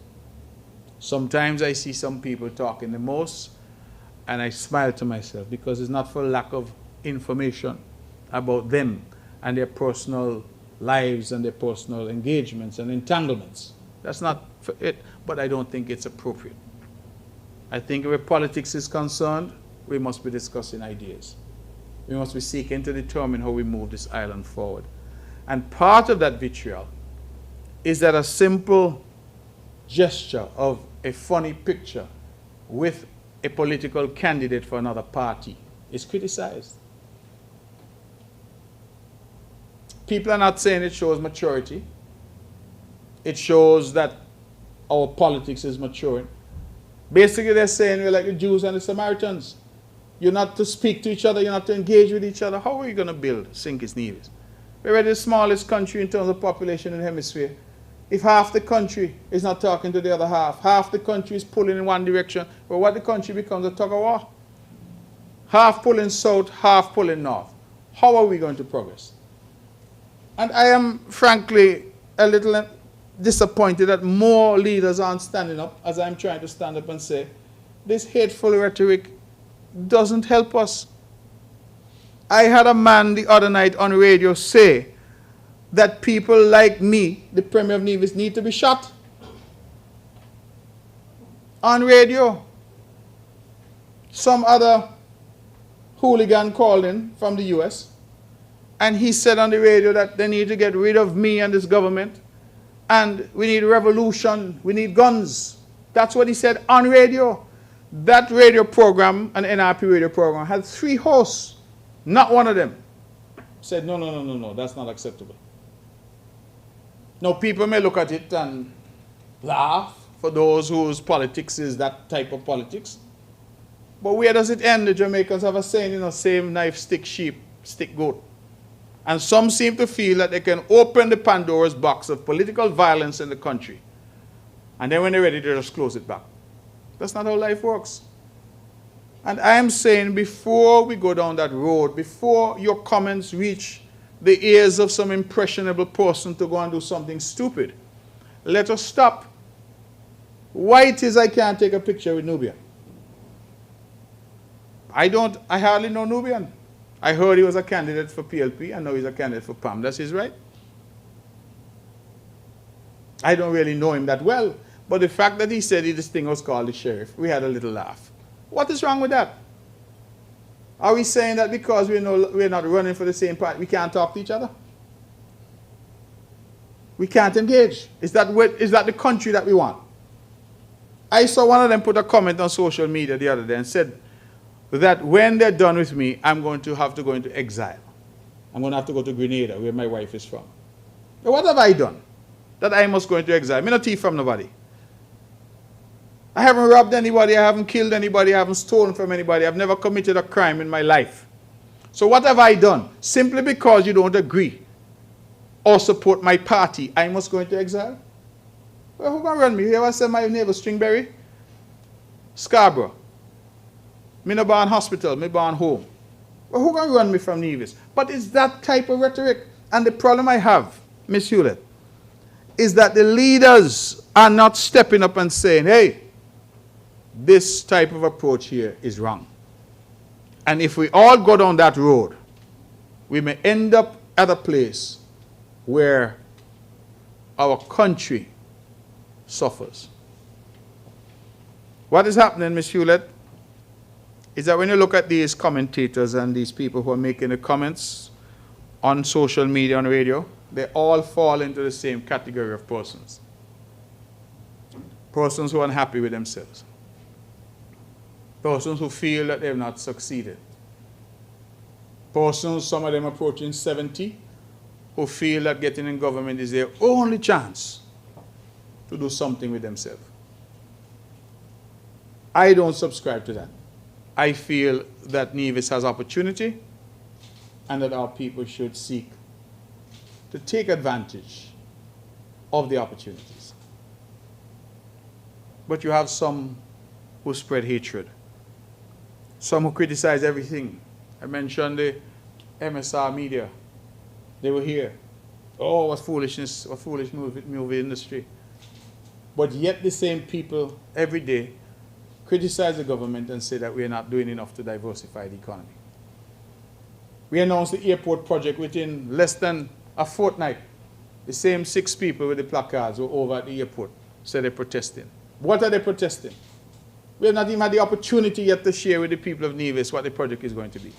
They are already gone to protest. The Wally Water taxi facility. The other day I went down there and I saw the man, some beautiful stockings and high heels, jackets and ties, stepping on to the water taxi facility to be transported to St. Kitts. I say, praise be to God. If we had listened to them, they might have had to swim to get over to St. Christopher. Same things that they complain and cuss about, they're the first in line. When you look at the Mondo track, oh, you're all building Mondo track next to the dump. This is not necessary. Fought against that, but which of us now can argue that the Mondo track has not brought tremendous benefits to our people? Newcastle police station, same story. Everything. But as I said, I'm seeing a level of... A young lady this morning sent me something that some one of them had posted to social media. And the young lady said to me, her words, "This is nasty." Those are her words. And I said to her, these are things that sometimes take care of themselves. But when you do not have leadership on the other side that can say to its commentators and its messengers, listen, do not do certain things. Janice Daniel Hodge is the leader of NRP. She has children, you know. I know she has 2 boys. Many of those who are in politics have children. So would it be right for me and my supporters to go after their children? The children are not involved in any politics as far as I know. To go after their spouses or their significant others who are not involved in any politics? And if they're doing it to me, then you imagine now what happens if I know and my supporters start to do it to them. You realize that you're now going on a rabbit hole and you're going into a steep incline. But the problem that we have is that they keep going low and we are expected to go high. That's what the term was. Stay high while they go low. But the public itself is not speaking out against and telling them going down that path is not an acceptable path. You know, I am not surprised today, members of the press, that young people don't respect anybody in authority. I'm not surprised that they don't respect the police. Because when they go online and they see how some people are referring to the Prime Minister or the Premier or the Governor General and the language that is being employed, and I'm saying, listen, I'm comfortable in my skin as the Premier of Nevis, you know. My name is Mark Brantley. I'm very comfortable in my skin. But there has to be accorded some respect to the office of the Premier. Whoever is in that office. But when you go down and you start with this kind of approach where you're saying the most outrageous things and you're posting up pictures and you're doing your AI generated things to portray people in these positions, what message are you sending? You think tomorrow, Ms. Hewlett, that the premiership changes, that is the whole of the office, and respect is suddenly going to come back? You hear what I say? The same knife stick, sheep stick, goat. And if you sow the wind, you're going to reap the whirlwind. Some seem to feel that I can say anything, do anything, and then when our turn in government, everybody is going to say, oh, good morning, Premier. Not realizing that years of this relentless vitriol is having an impact on our people. I came out of a town hall meeting that the CCM led government had recently. And I made the mistake of saying good evening to a gentleman. That's all I said. He was standing in front of me, and I said good evening. And the torrent of bad word that I got from saying good evening, it's a good thing I grew up in Brown Hill, because I would have been shocked beyond measure. Just by saying good evening, that is the level of vitriol that currently is being peddled as politics in the country. All I said was good evening. It's up to us. We must decide what we want and where we intend to go. Priority areas for the next budget cycle. Our hospital remains our priority number one. We have to get that done. As I said, we have a funding gap that we're trying to fill. We have, of course, the airport facility that we hope will have been started already, and that will be going. Thankfully, we have the funding in place for that. We have the school system. We will be looking to see how we can do more in terms of the infrastructure for our schools. As you know, we have many of our schools are old and aging, and the problem has been upkeep and maintenance, so we need to look at that. We need to look at our health centers. You may well know that the health center in Charleston was closed. We moved to temporary accommodation. So we as well need to look at that. And I believe that we had, over the years, said that we were waiting for our facility at the hospital to be ready in order to have dialysis. But we're getting more and more reports of dialysis patients who are coming onto the road. Our incidences of diabetes and hypertension, which are gateway diseases to kidney failure, continue to grow.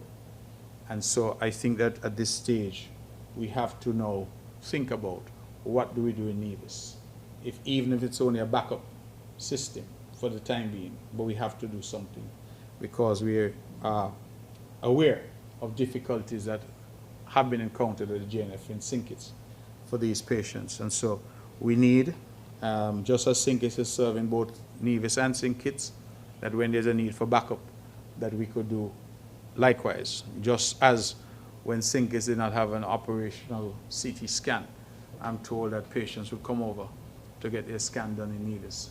And as you know, our people go to St. Kitts to do MRI and things. So we need, I think, closer collaboration, but significantly more investment to make that happen. So those are some of the broad areas that we will be looking at in terms of development, health, education, and of course, to continue to grow the economy and build out the infrastructure.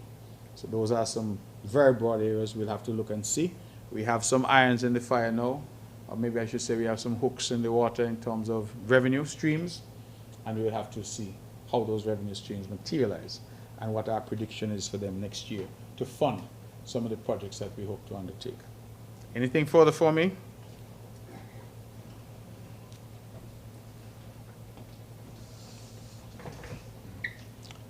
Mr. Premier, two things. One is every once in a while on St. Kitts, a question is asked about the Nevis newscast in relation to ZIZ Radio. because apparently there are some people who are still very closely aligned with radio because of its convenience. And they wonder, why is it that the Nevis newscast, which airs on the television part of what I said, there is not a radio component to it. So once the Nevis newscast is finished on so I said, TV, if you are out of luck, you're out of luck. You can't get it on radio.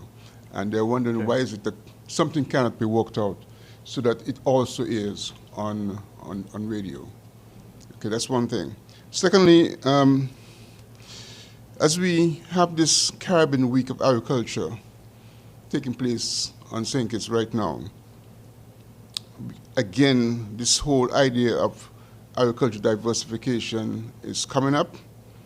And for me, as one who have been hearing this thing bandied about since I was in high school, and we seem not to be getting anywhere with it, I am really at a loss to determine if we're really going to get anywhere on this diversification front.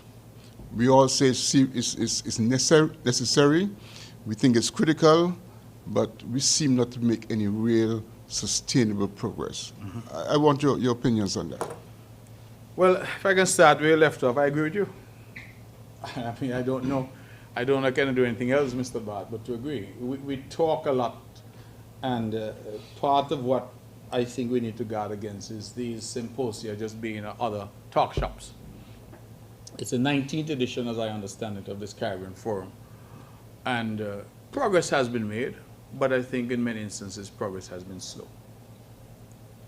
And what we did in Nevis during the COVID-19 pandemic by tripling up our support for agriculture, which led to an increase in output. I sometimes wonder if we had maintained that same momentum, because remember, after COVID, those were COVID relief items. So after COVID, we could no longer afford the free water and the free seeds and all of these things. But if we had the necessary funding where we could have maintained that and encouraged more production, 3 years, 4 years on past COVID, it would have been interesting to know where we are. I think that everything in life requires political will. That's where it starts. Absent political will, these ideas will never come to fruition. And I believe that that is what has been lacking sometimes. Coupled with the politics of the region, because it's not just St. Kitts and Nevis. And what I mean by that is that we change governments, and the new government has different ideas or different priorities.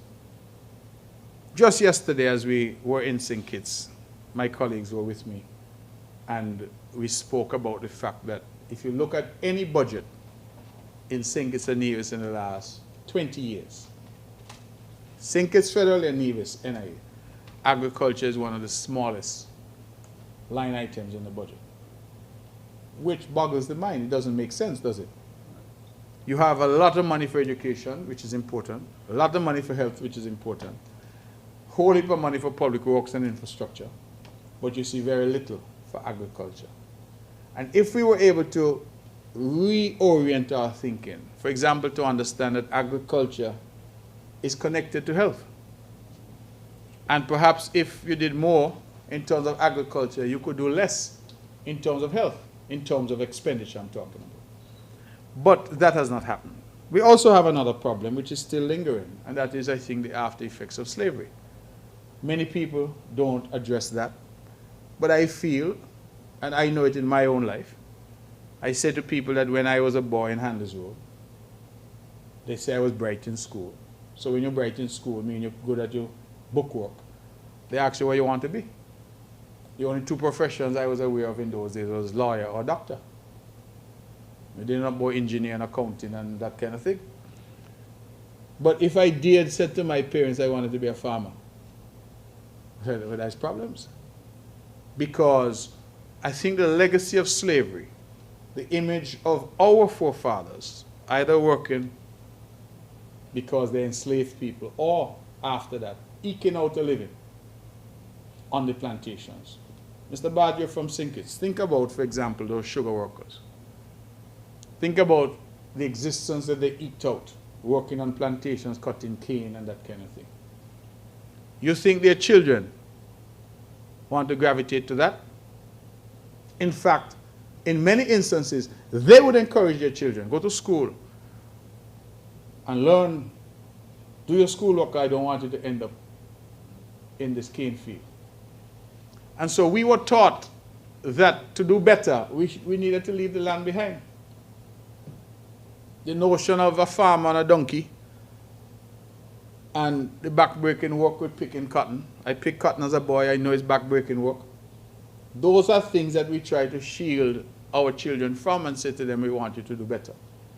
And the result is that once productive land has been left to be overrun, because our people have developed a sort of mental block to agriculture. You have a lot of instances where I'm sure if you offer the sixth farm graduate, I will offer you $3,000 to go and work on this farm, or I'll offer you maybe even less, $2,000 to go and work in the bank.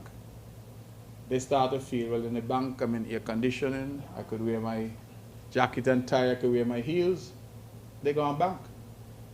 Because even the society itself treats that worker from the bank as if they are in an elevated position to that worker on the farm.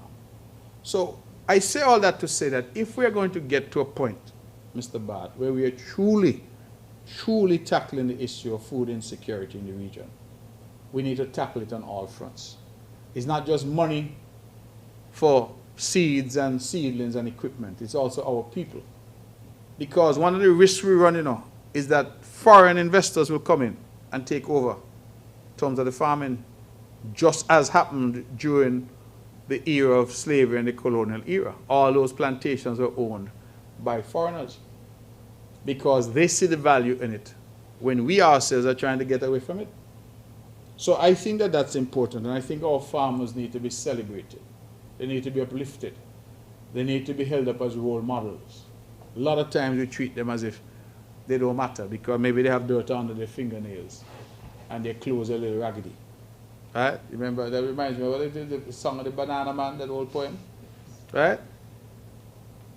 Tells it beautifully of how this farmer was being chastised. Look at you in your dirty clothes. We have that perception. I think we need to fight that. And we need the necessary respect for those in the farming community that they themselves feel. And we need to inculcate it in our young. And listen, planting something. I have a little garden at home, and every chance I get, I don't have much in it, but a couple of bananas, a couple of pumpkins, some seasoning peppers. But I actually videotape it and I post it because I am trying to say, listen, even on a little plot of land, little backyard, my backyard garden is only the size of maybe these 10 tiles. But even there, you can produce some food. And every bit of food that you produce. If you get a bunch of banana, Mr. Bart, a bunch of banana could feed a family for a week, Right? And in fact, in the old days, you didn't cut the bunch, you cut hand by hand off the tree. That is how we think. And guess what? It's healthy, it's organic, no chemicals, better for you. So we need to encourage our people. So I will end there on that. Nevis newscast on ZIZ Radio. I confess that I've never heard that. This is the first I'm hearing that being said. I don't even think Nevis newscast is on radio here in Nevis. It doesn't broadcast on radio. So I think that the suspicion was that TV is TV and radio is radio. But I see Stuart is here, so it's certainly something that we'll have to look at. But I honestly have never heard the complaint.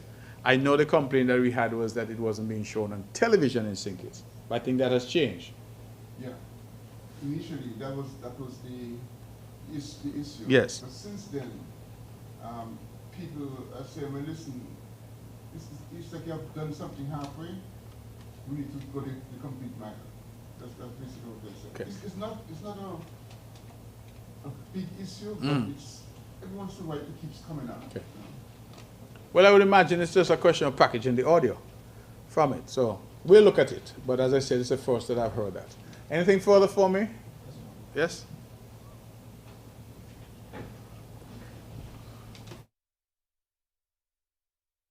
Mr. Premier, being a former police officer myself, speaking to a few police, including the one in charge of Nevis, is the security services in the SSZ. Can you give us a clarity on that, please? Okay. Again, Mr. George, the matter is still at the stage of discussion. So I want to make that clear, because I have to preface what I say by saying that there's been no agreement. But my understanding has been that a number of meetings have been convened with the Commissioner of Police, with the Head of Customs, with the Honorable Attorney General, and that, as I understand it, they have worked out a mechanism for security inside the zone. And that mechanism involves, in part, what's the word? Deputizing? Or maybe deputizing, not the word. The only equivalent I could point to that I know of is where we have the island constables. The island constables who would be, deputized is not the word. I'm thinking sheriff and deputy sheriff. But people who would be given clothes with the necessary authority by the Commissioner of Police to engage in certain functions. I am advised that one of the concerns that was expressed was the cost.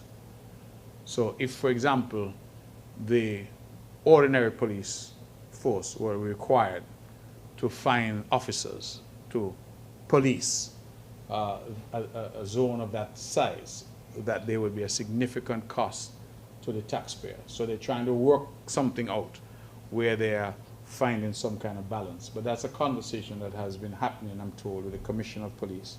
So if you say some police officers are not aware, then I think there's a need for the Commissioner to have a conversation with his officers to brief them on where they are in relation to that matter. As you know, national security is a federal concern, it's not an NIA concern. But that is what I've been advised, that there will be some mechanism where security inside the zone, just like now Four Seasons, that's probably the best example that I can point to. They have a security force inside Four Seasons, but that security force liaises with the police, right? The local police. Similarly, I think that is what is anticipated, that you'll have a security force inside, but that will liaise with the police. And I know that the police, the jurisdiction of the police has been preserved, I'm advised, just as the jurisdiction of the DPP and the head of customs, etc., have been reserved and will continue to apply. So if something were to happen inside the zone, for example, the Director of Public Prosecutions has all the authority to deal with that, as he would deal with anything that happened anywhere else in St. Kitts and Nevis. So it's a new model because it's new. Some of it is obviously untested, but these are matters that we're still working through, so that when we come to the public eventually, we can say to the public, these are the discussions that have been had, these are the suggestions and recommendations that have come through those discussions, and we are now prepared to say to the public that this is the position. There's A, B, or C, as the case may be. But those discussions are still ongoing, Mr. George, at this point, and I can only, at this juncture, tell you what has been some of the suggestions and feedback coming from engagements with the head of the police, the head of customs, as the case may be. So I'm hopeful that in the fullness of time we can get greater specifics as to how this is going to work. One of and I feel, compelled to say this, one of the areas that has given us most